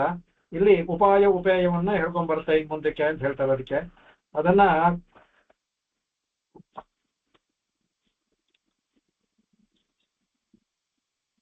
ಇಲ್ಲಿ ಹೇಳ್ತಾರೆ. ವಿಶ್ವಂ ಕಾರ್ಯಂ ಅಸ್ಯೈತಿ, ವಿಶ್ವವನ್ನೇ ತನ್ನ ಕಾರ್ಯವನ್ನಾಗಿ ಇಟ್ಕೊಂಡಿರೋದ್ರಿಂದ ಅವನಿಗೆ ವಿಶ್ವರೇತ ಅಂತ. ಸಹಿ ಸ್ವಜ್ಞಾನ ಸ್ಥಾನ ಪರಿಚರಣ ಏದಂ ಅರ್ಥೈನ ಪ್ರಜಾನಾಂ ಜ್ಞಾನ ಕರ್ಮೇಂದ್ರಿಯಾದಿಕಂ ವಿಶ್ವಂ ಕರೋತಿ ಯಥಾ ಅಂತ ಕರೋತಿ ಅಂತ ಹೇಳ್ತಾರೆ ಕಡೆ. ಅಂದ್ರೆ ಅವನು ತನ್ನ ಜ್ಞಾನ, ತನ್ನ ಇರುವ ಸ್ಥಾನ, ಆಮೇಲೆ ಪರಿಚರಣ. ಅವನ ಪರಿಚರಣ ಅಂತಂದ್ರೆ ಅವನಿಗೆ ಪರಿಚಯ ಬೇಕಾಗಿದ್ದ ಚೇತನರು ನಮ್ಮನ್ನೆಲ್ಲ ಇಲ್ಲಿರ್ಬೇಕಾದ್ರೆ, ಮೇಲಿರ್ಬೇಕಾದ್ರೆ ನಿತ್ಯರು ಮುಕ್ತರಿರ್ತಾರೆ, ಇಲ್ಲಿರ್ಬೇಕಾದ್ರೆ ಚೇತನರೆಲ್ಲ ಇರ್ತಾರೆ. ಅವ್ರನ್ನೆಲ್ಲ ಒಳಗೊಂಡು ಏದಂ ಮತ್ತೆ ಪ್ರಜಾನಾಂ ಜ್ಞಾನ, ಅದೇ ತರ ಪ್ರಜೆಗಳನ್ನ ಈ ಚೇತನನ್ನ ಏನ್ ಮಾಡ್ತಾನೆ, ಕರ್ಮೇಂದ್ರಿಯ ಜ್ಞಾನೇಂದ್ರಿಯಗಳಿಂದ ಕೂಡಿಸಿ ಈ ವಿಶ್ವ ಸೃಷ್ಟಿಗೆ ಒಂದು ಚಾಲನೆಯನ್ನು ಕೊಡ್ತಾನಲ್ಲ. ಒಂದು ಸೃಷ್ಟಿ ಚಾಲನೆ ಆಗ್ಬೇಕಾದ್ರೆ ಒಂದು ಬೊಂಬೆಯನ್ನು ಕೀ ಕೊಟ್ಟು ತಿರುಗಿಸ್ಬಿಡೋ ತರ ನಮ್ಗೆಲ್ಲ ಮಾಡಿ ಬಿಡ್ತಾನೆ ಅವನು. ನಾವು ಮುಂದೆ ನಡ್ಕೊಂಡು ಹಾಗೆ ಹೋಗ್ತೀವಿ, ಅದಿರೋವರೆಗೂ ಹೋಗ್ತೀವಿ. ಆ ತರ ಇವನು ತನ್ನ ಕಾರ್ಯವಾಗಿ ಮಾಡಿಕೊಂಡು ಎಲ್ಲರನ್ನೂ ಸಹ ಅವ್ರ ಕರ್ಮೇಂದ್ರಿಯ ಜ್ಞಾನೇಂದ್ರಿಯ ನಿಯಂತ್ರಣ ಮಾಡ್ಕೊಂಡು ನಡೆಸ್ತಾನೆ. ಅದರಿಂದ ಅವನು ವಿಶ್ವರೇತಃ ಅಂತ ಹೇಳ್ತಾರೆ ಕಡೆಗೆ. ಆಮೇಲೆ ಮುಂಡಕೋಪನಿಷತ್ತಲ್ಲಿ ಒಂದು ಮಂತ್ರವನ್ನು ಹೇಳ್ತಾರೆ. ಏತಸ್ಮಾತ್ ಜಾಯತೆ ಪ್ರಾಣಃ ಮನಸ್ಸರ್ವೇಂದ್ರಿಯಾಣಿ ಚ ಕಂವಾಯು ಜ್ಯೋತಿರಾಪಃ ಪೃಥಿವಿ ವಿಶ್ವಸ್ಯ ಧಾರಿಣಿ ಅಂದ್ಬಿಟ್ಟು ಅದು ಇದು ಕಂವಾಯು ಜ್ಯೋತಿರಾಪಃ ಪೃಥಿವಿ ವಿಶ್ವಸ್ಯ ಧಾರಿಣಿ ತೈತ್ರೋಪನಿಷತ್ತಲ್ಲಿ ಬರುತ್ತೆ. ಅಲ್ಲಿ ಏತಸ್ಮಾತ್ ಜಾಯತೆ ಪ್ರಾಣಃ, ಅವನಿಂದ ಮೊದಲು ಸೃಷ್ಟಿಗೊಂಡಿದ್ದು ಮೊದಲು ಪ್ರಾಣ. ಆ ಪ್ರಾಣದಿಂದ ಮನಸ್ಸಿಂದ ಸರ್ವ ಇಂದ್ರಿಯಾಣಿ, ಆ ಮನಸ್ಸಿಂದ ಎಲ್ಲ ಇಂದ್ರಿಯಗಳು ಹುಟ್ಕೊಳ್ಳುತ್ತೆ. ಚಿಕ್ಕ ಭ್ರೂಣದಲ್ಲಿ ಮಗು ಇರ್ಬೇಕಾದ್ರೆ ಈ ಸೃಷ್ಟಿ ತರ ಆಗುತ್ತೆ. ಅದನ್ನ ಹೇಳ್ತಾರೆ ಅದಕ್ಕೆ. ಅದೇ ಮನಸ್ಸು. ಆಮೇಲೆ ಚಿಕ್ಕ ಇದ್ದಾಗ ಇಂದ್ರಿಯಗಳೆಲ್ಲ ಹುಟ್ಕೊಳ್ಳುತ್ತೆ. ಅದು ಇಂದ್ರಿಯಗಳೆಲ್ಲ ಆದ್ಮೇಲೆ ಇದೆಲ್ಲ ಗರ್ಭಾಧರಸ್ಥದಿಂದ 9ನೇ ತಿಂಗಳಿಗೆ ಆಗೋರುವಂತ ಕೆಲಸಗಳು ಇವೆಲ್ಲವೂ ಆಗುತ್ತೆ. ಇದು ಪ್ರಾಣಿಗಳೇ ಆಗ್ಲಿ ಮನುಷ್ಯರಿಗಲಿ ಎಲ್ಲಕ್ಕೂ ಸಹ ಅದಕ್ಕೆ.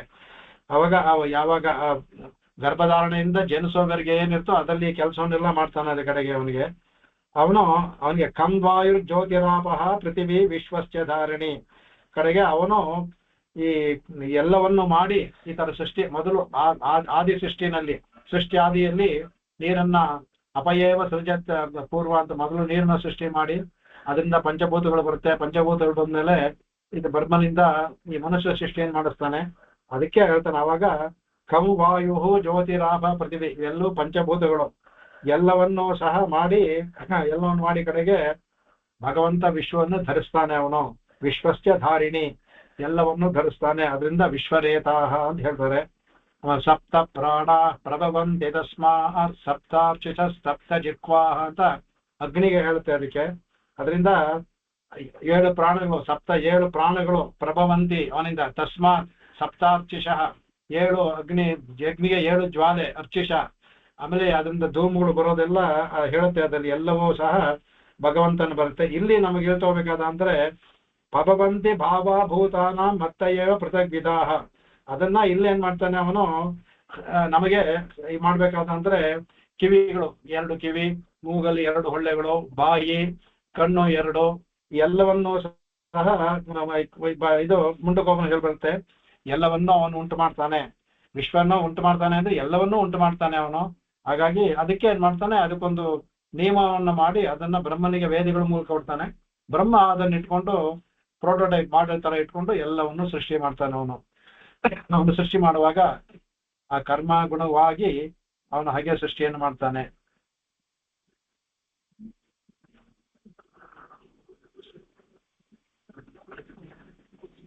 ಹಾಗೆ ವಿಷ್ಣು ತತ್ವದಲ್ಲಿ ಒಂದು ಶ್ಲೋಕ ಬರುತ್ತೆ, ಅದಕ್ಕೆ ಹೇಳ್ತಾರೆ, ವಿಚಿತ್ರ ದೇಹ ಸಂಪತ್ತಿ ಈಶ್ವರಾಯ ನಿವೇದಿತಂ ಪೂರ್ವಮೇವ ಕೃತ ಬ್ರಹ್ಮನ್ನೇ ಹಸ್ತಪಾದಾದಿ ಸಂಯುತ.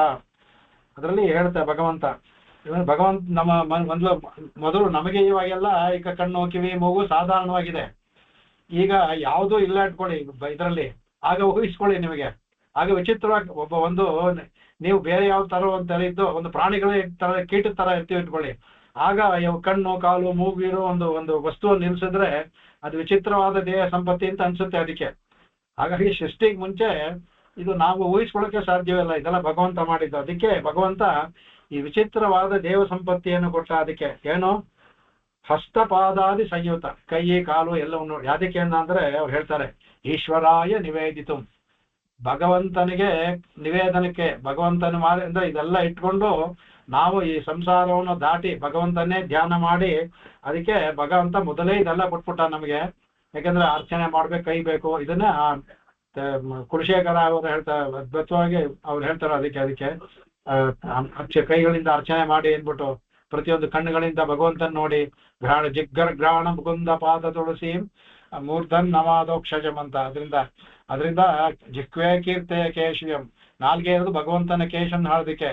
ಆಮೇಲೆ ಮುರರಿಪುಂ ತ್ರೇಚೋದರ ಶ್ರೀಧರ, ಈ ಚೇತಸ್ ಮನಸ್ಸಿರೋದು ಮುರರಿಪವಾದ ಅವನನ್ನ ಧ್ಯಾನ ಮಾಡೋದಕ್ಕೆ. ಕೈಗಳಿದು ಅರ್ಚನೆ ಮಾಡೋದಕ್ಕೆ, ಕಾಲಿರೋ ದೇವಸ್ಥಾನಕ್ಕೆ ಹೋಗೋದಿಕ್ಕೆ. ಈ ತರ ಒಂದೊಂದು ಕೊಡ್ತಾರೆ ಅವ್ರಿಗೆ. ಮೂಗಿರೋದು ಭಗವಂತ ತುಳಸಿಯನ್ನ ಘ್ರಾಣವನ್ನ ಮಾಡೋದಿಕ್ಕೆ. ಈ ತರ ಮಾಡ್ತಾ ಇದ್ದೇನಾಗುತ್ತೆ, ಭಗವಂತನ ಆಸೆ ಬಂದು ಭಗವಂತನ ಪಡೆಯೋಕೆ ದಾರಿ. ಭಗವಂತ ಏನ್ ಮಾಡ್ತಾರೆ, ಈಶ್ವರಾಯ ನಿವೇದಿತಂ ಬ್ರಹ್ಮನ್ನೇ ಹಸ್ತಪಾದ ಸಂಯುತ ದದಾತಿ, ಎಲ್ಲವನ್ನೂ ಕೊಟ್ಟ. ಆದ್ರೆ ನಾವು ಇದಕ್ಕೆ ಸೃಷ್ಟಿ ಅವನು ಹೇಳ್ತಾನೆ, ಇದಕ್ಕೆ ನಾನು ಸೃಷ್ಟಿಸಿದ್ದೇನೆ, ಇದ್ರ ಮೂಲಕ ಅವರು ಇಲ್ಲಿಂದ ಬಿಟ್ಟು ನನ್ನ ಬಳಿಗೆ ಬರ್ಬೋದು ಅಂತ. ಆದ್ರೆ ಇದರಲ್ಲಿ ಎಷ್ಟು ಜನ ಇದರಲ್ಲಿ ಬೆರಳೆಣಿಕೆ. ಈಗ ಎಷ್ಟೋ ಕೋಟ್ಯಾಂತರ ಪ್ರಜೆಗಳಲ್ಲಿ ಎಷ್ಟು ಜನ ಇದನ್ನ ತಿಳ್ಕೊಂಡು ಭಗವಂತನ ಬಗ್ಗೆ ಹೋಗ್ತಾರೆ. ಎಲ್ಲೋ ಇಲ್ಲಿ ತಿಳಿದಿರುವಂತ ಕೆಲವರು ಆಗಿರೋ ಅದೆಲ್ಲ ಅವರು ಪ್ರಪನ್ನರಾಗಿ ಅವರು ಭಕ್ತಿಯೋಗ ಮಾಡೋಂಗಿದ್ರು ಮಾಡ್ಬೋದು. ಈಗ ಇಲ್ಲ, ಪ್ರಪತ್ತಿಯನ್ನು ಮಾಡ್ಕೊಂಡು ಮೋಕ್ಷಗೂ ಎಷ್ಟು ಜನ ಬೆರಳೆಣಿಕೆ ಎಣಿಸ್ಬೋದು, ಇಷ್ಟೊಂದು ಕೋಟಿ ಇದ್ರು. ಆದ್ರೆ ಭಗವಂತ ಕೊಟ್ಟಿದ್ದು ಅದಕ್ಕೋಸ್ಕರ ಅದನ್ನ ಬಿಟ್ಟು ಬೇರೆ ಎಲ್ಲದಕ್ಕೂ ಉಪಯೋಗಿಸ್ತೀವಿ ನಾವು ಅದಕ್ಕೆ. ನಮ್ಮ ನಿರುಕ್ತಿಯಲ್ಲಿ ಅದೇ ಹೇಳ್ತಾರೆ, ವಿಶ್ವಂ ರೇತೋ ಭಗವತೋ ವಿಶ್ವರೇತಾಹ ಹರಿಸ್ಮೃತಃ. ವಿಶ್ವಕ್ಕೆ ರೇತಸ್ಸಾಗಿರೋದನ್ನ ಅವನಿಗೆ ಭಗವಂತನಿಗೆ ಹರಿಗೆ ವಿಶ್ವರೇತ ಅಂತ ಹೇಳ್ತಾರೆ. ಜ್ಞಾನೇಂದ್ರಿಯಾದಿಕಂ ವಿಶ್ವಂ ಪರಿಚರ್ಯಾರ್ಥಂ ಏವಹಿ ಯಪ್ರಜಾನಾಂ ಕರೋತಿ ಇತ್ವರೇಷ ಇತಿ ಸ್ಮೃತಃ. ಕಡೆಗೆ ಅವನು ತನ್ನ ಒಂದು ಪರಿಚರ್ಯ ಮಾಡೋದಕ್ಕೆ, ತನ್ನನ್ನು ಒಂದು ಆರಾಧನೆ ಮಾಡೋದಕ್ಕೆ ಭಗವಂತ ಎಲ್ಲರಿಗೂ ಕೈ ಕಾಲು ಮೂಗು ಎಲ್ಲ ಇಂದ್ರಿಯಗಳನ್ನು ಕೊಟ್ಟಿದ್ದಾನಲ್ಲ, ಅದರಿಂದಲೂ ಸಹ ವಿಶ್ವರೇತ. ಭಗವಂತ ಏನ್ ಮಾಡಿದ್ರು ಅದು ಒಂದ್ ಎಂಡ್ ಆಗ್ಬಾರ್ದು. ಅದು ಸೂತ್ರ ಮಣಿಗಣ ಇವ ಅಂತ ಮತ್ತೆ ಅದು ಸುತ್ತಿ ಬರಬೇಕು. ಅದನ್ನ ಬರೀ ಸೃಷ್ಟಿ ಮಾಡಿ ಬಿಟ್ಬಿಡೋದಲ್ಲ.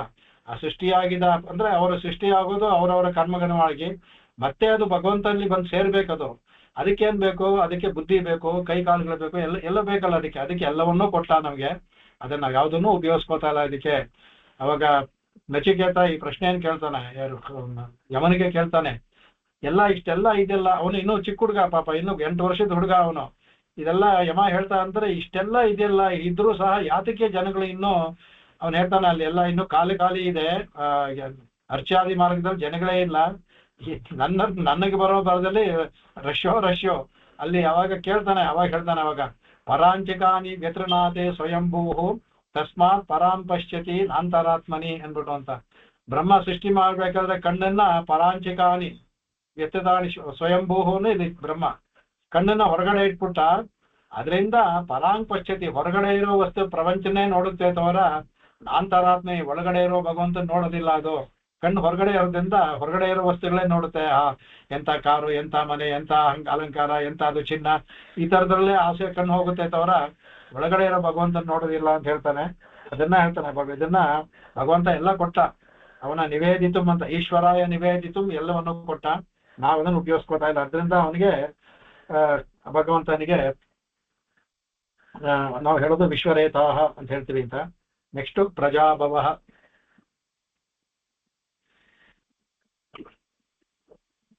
ಪ್ರಜಾಭವಾಯ ನಮಃ. ಮೇಲ್ನೋಟಕ್ಕರ್ಥ ಪ್ರಜೆಗಳನ್ನ ಉಂಟು ಮಾಡುವನು. ಪ್ರಜಾಭವಾಯ, ಪ್ರಜೆಗಳ ಉತ್ಪತ್ತಿಗೆ ಕಾರಣನಾದನಾದ್ರಿಂದ ಅವನಿಗೆ ಅವಂತವನ್ ನಮಸ್ಕಾರ ಅಂತ.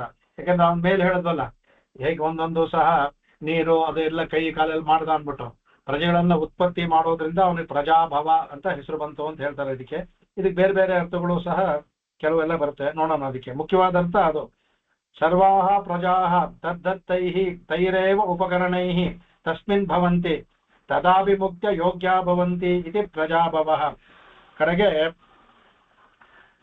ಭಗವಂತನಿಂದಲೇ ಕೈಕಾಲು ಇಂದ್ರಿಯಗಳೆಲ್ಲ ಪಡ್ಕೊಂಡ್ವಿ, ಕಣ್ಣು ಕಾಲು ಕಿವಿ ಮೂಗು ಎಲ್ಲವನ್ನೂ ಪಡ್ಕೊಂಡ್ವಿ. ಕಡೆಗೆ ಅದರಿಂದ ಎಲ್ಲಾ ಪ್ರಜೆಗಳು ಅದನ್ನ ಪಡ್ಕೊಳ್ಳೋದಕ್ಕೆ ಯೋಗ್ಯರಾದ್ರು. ಅದರಿಂದ ಏನ್ ಮಾಡ್ತಾನೆ ನಮಗೆ, ಅದರಿಂದ ಅವನಿಗೆ ಎಲ್ಲರೂ ಪಡ್ಕೊಂಡು ಅವನಿಗೆ ಅಭಿಮುಖರಾಗಿ ಇರ್ತಾನೆ. ಅದ ಕಾರಣದಿಂದ ಅವನಿಗೆ ಪ್ರಜಾಭವ ಇರ್ತಾನೆ. ಎಲ್ಲರಿಗೂ ಕೊಟ್ಟಿದ್ದು ಏನ್ ಮಾಡ್ತಾನೆ, ಎಲ್ಲರೂ ಅವನನ್ನೇ ಸ್ತೋತ್ರ ಮಾಡಿ ಅವನ ಅಭಿಮುಖರಾಗಿದ್ದು ಅವನ ಸ್ತೋತ್ರ ಮಾಡಿ ಭಗವಂತನ ಇದು ಮಾಡ್ತಾರೆ ಅಂತ ಅನ್ಕೊಳ್ತು ಮಾಡೋದ್ರಿಂದ ಅವನು ಪ್ರಜಾಭವ. ಪ್ರಜೆಯನ್ನ ಸೃಷ್ಟಿ ಮಾಡಿ ಬೇರೆ ಹೇಳಿದ ಇಂದ್ರಿಯಾದಿಗಳನ್ನು ಕೊಟ್ಟು ತನ್ನ ಕಡೆಗೆ ತಿರುಗುವಂತೆ ಮಾಡೋದ್ರಿಂದ ಪ್ರಜಾಭವ ಅಂತ ಹೇಳ್ತಾನೆ. ಕಡೆಗೆ ಅದೇ ಹೇಳ್ತಾವ. ಇದನ್ನ ಒಂದೇ ಅರ್ಥ ಹೇಳಿ ಬಿಟ್ಬಿಟ್ರಿ ಇವರು, ಅದರಿಂದ ಪ್ರಜಾಭವ ಅಂದ್ಬಿಟ್ಟು. ನಿರುಕ್ತಿನಲ್ಲಿ ತದ್ದತ್ತೈರೇವ ಕರಣೈಃ ತಸ್ಮಿನ್ ಅಭಿಮುಖ ಪ್ರಜಾ ಸರ್ವಾಶ್ಚೈವ ಭವಂತಿ ಇತಿ ಪ್ರಜಾಭವ ಉದಾಹೃತಃ. ಅವನು ಎಲ್ಲರಿಗೂ ಕಣ್ಣು ಕೈ ಕಾಲು ಕಣ್ಣುಗಳೆಲ್ಲ ಕೊಟ್ಟು ಅವುಗಳಿಂದ ತನ್ನನ್ನು ನೋಡೋದು, ತನ್ನ ಕೆಲಸವನ್ನು ಮಾಡೋದು, ಕಣ್ಣುಗಳಿಂದ ಅರ್ಚಾಮೂರ್ತಿ ನೋಡೋದು.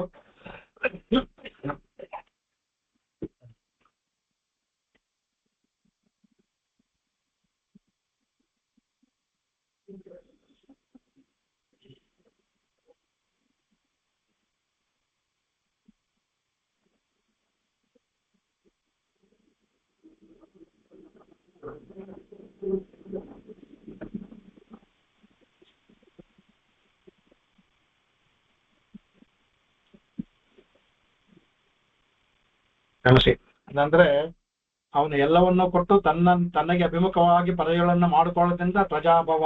ಅದನ್ನ ನಾವು ಆ ತರ ಇಲ್ಲ, ಬೇರೆ ಮಾತು. ನೆಕ್ಸ್ಟ್ ಅಹಹ, ಅದಕ್ಕೆ ಅನ್ಹೇ ನಮಃ ಅನ್ಬಿಟ್ಟು ಅಂತ. ಅಹ ಅನ್ನೋದು ಸಾಧಾರಣವಾಗಿ ಬೆಳಗ್ಗಿಗೆ ಅಹ ಅಂತ ಹೇಳ್ತೀವಿ ನಾವು ಅದಕ್ಕೆ. ಅಂದ್ರೆ ಇಲ್ಲಿ ಯಾವ್ದಪ್ಪ ಬೆಳಕು ಅಂತ ಅಂದ್ರೆ ನಮಗೇನಂದ್ರೆ, ನಮಗೆ ಜ್ಞಾನ ಬರೋದಕ್ಕೆ ಮುಂಚೆ ನಮಗೆ ಕಾಲರಾತ್ರಿ. ವೇದಾಂತೇಶ್ವರ ಹೇಳ್ತಾರೆ ಅದಕ್ಕೆ ಆಚಾರ್ಯ ಇದು ಕಡಾಕ್ಷಂ ಕಡಕ್ಕಿರ ಪಿನ್ಬು ಇದೇನೋ ಕಾಳರಾತ್ರಿ, ಮುಂಬು ಕಾಳರಾತ್ರಿ ಪಿನ್ಬು ನಲ್ಲಿ ಹೊಡೆಯುದು ಅಂತ. ಆಚಾರ್ಯ ಕಡಾಕ್ಷ ಸಿಗೋವರೆಗೆ ನಮ್ಗೆ ಕಾಳರಾತ್ರಿನೇ, ಕತ್ತಲೆನೆ ನಮ್ಗೆ. ಆಚಾರ್ಯರು ಸಿಕ್ಕಿದ ಮೇಲೆ ಆಗ ಬೆಳಕು ಅಂತ. ಇಲ್ಲಿ ಅನ್ನ ಏನಂದ್ರೆ ಜ್ಞಾನಿಗಳಿಗೆ ಹಗಲಾಗಿರೋದ್ರಿಂದ ಅವನು ಅನ್ನ ಅವನಿಗೆ ಅಹಹ ಅಂತ ಹೇಳ್ತಾರೆ. ಅಹ ಅಂದ್ರೆ ಒಂದು ಕಾಲ ಪರಿಮಾಣವೂ ಆಗುತ್ತೆ ಅದಕ್ಕೆ ಅದನ್ನ ಹೇಳ್ತಾರೆ. ಅದಕ್ಕೆ ನ ಹೀನಃ ಅಸ್ಯ ಅಸ್ತೀತಿ ಅಹಹ ಅಂದ್ರೆ ಯಾರನ್ನೂ ಕಡೆಗಾಣಿಸೋದಿಲ್ಲ ಅವನು. ಅದರಿಂದ ನಹೀನಃ ಅಸ್ಯ, ಯಾರನ್ನೂ ಕಡೆಗಾಣಿಸಲ್ಲ ಭಗವಂತ.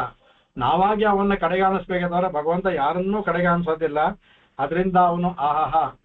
ಅದಕ್ಕೆ ನಹೀನಃ ಅಸ್ಯ ಅದೇ ಹೇಳ್ತಾರೆ. ಅದಕ್ಕೆ ಅಸ್ತೀತಿ, ಅವನಿಗೆ ಯಾರನ್ನೂ ಕಡೆಗಾಣಿಸದೇ ಇರೋ ಬುದ್ಧಿ ಇರೋದ್ರಿಂದ ಅವನು ಅಹಹ ಅಂತ ಹೇಳ್ತಾರೆ. ಆಮೇಲೆ ಅಹಹ ಅಹೀನಾಂ ಅಂತ ಇತಿ ಮೌಲಂ ನಿರುಕ್ತ ಅಂತ. ಮೌಲ ಅಂತ ಒಂದು ನಿರುಕ್ತ ಇದೆ, ಅದರಲ್ಲಿ ಅಹಹ ಅಹೀನಂ ಅಂತ ಹೇಳ್ತಾರೆ. ಅಹ ಇಂದ ಅಂದ್ರೆ ಹೀನರಹಿತ, ಅಂದ್ರೆ ಹೀನ ಅಂದ್ರೆ ತಳ್ಳಿ ಹಾಕೋದು ಯಾವುದೂ ಇಲ್ಲ ಅವನಿಗೆ, ಕಡೆಗಾಣಕ್ಕೆ ಇಲ್ಲದೆ ಇರೋವನು. ಅದರಿಂದ ಅಹೀನಂ ಅಂತ ಹೇಳ್ತಾರೆ.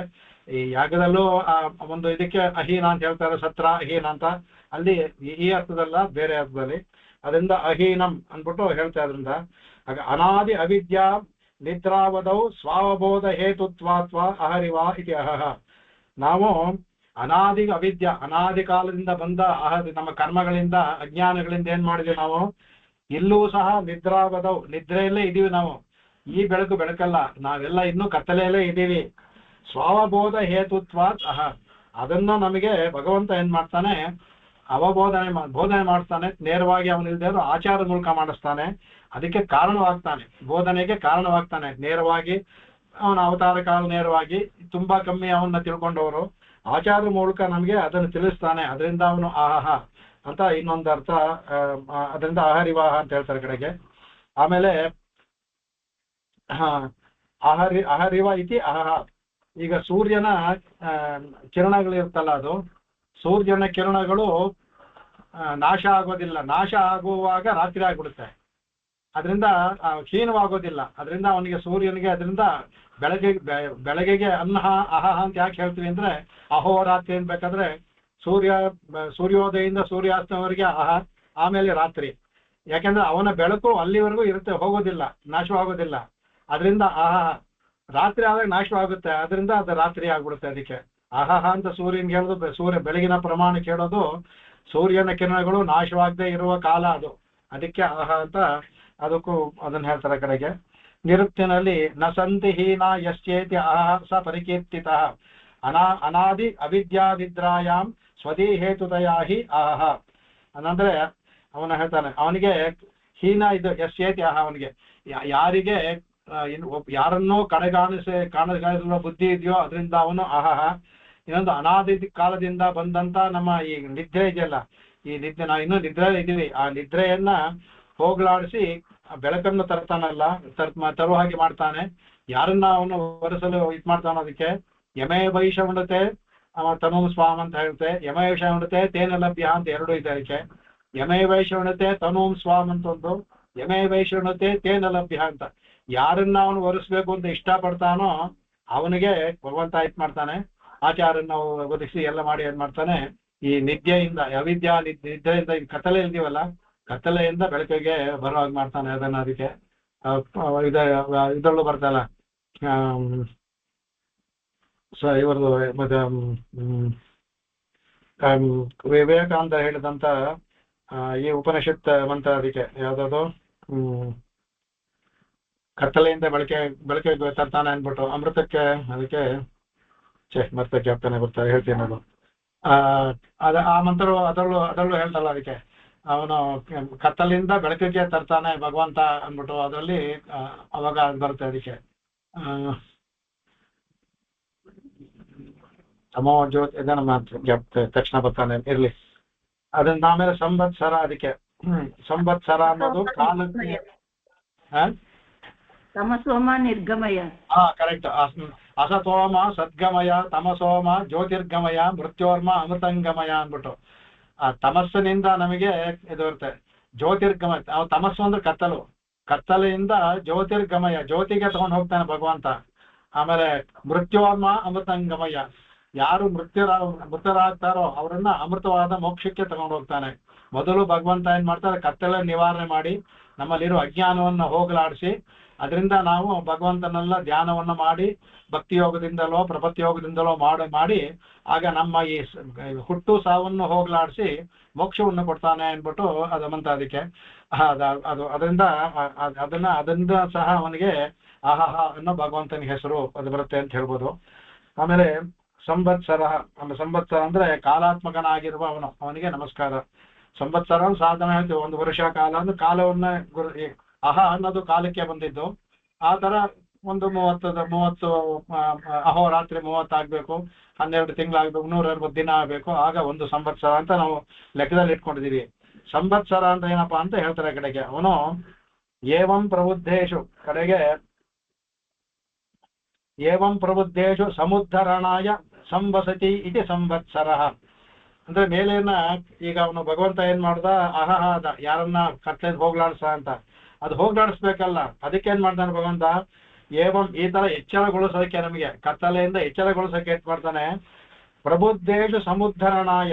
ಆಗ ನಮ್ಮನ್ನ ಈ ಪ್ರಬುದ್ಧೇಶ ಉದ್ಧರಣ ಸಮ್ಯಕ್ ಉದ್ಧರಣಾದ, ಇದು ನಮ್ಮನ್ನ ಪ್ರಬುದ್ಧೇಶ ಮೊದಲು ಎಚ್ಚರಗೊಳಿಸ್ತಾನೆ. ಎಚ್ಚರಗೊಳಿಸಿ ಮೊದಲು ನಾವು ಕತ್ತಲೆ ಎಚ್ಚರಗೊಳಿಸೋದು ಏನು ಅಂದ್ರೆ, ಅಯ್ಯೋ ನಾವು ಇಲ್ಲಿವರೆಗೂ ಇದನ್ನೇ ನಾವು ಅನ್ಕೊಂಡ್ವಲ್ಲ, ಪ್ರಪಂಚವನ್ನೇ ಸುಖ ಅನ್ಕೊಂಡ್ವಲ್ಲ, ಭಗವಂತ ಅಂತ ಒಬ್ಬ ಅಂತ ಆವತ್ತು ಅದು ಎಚ್ಚರ.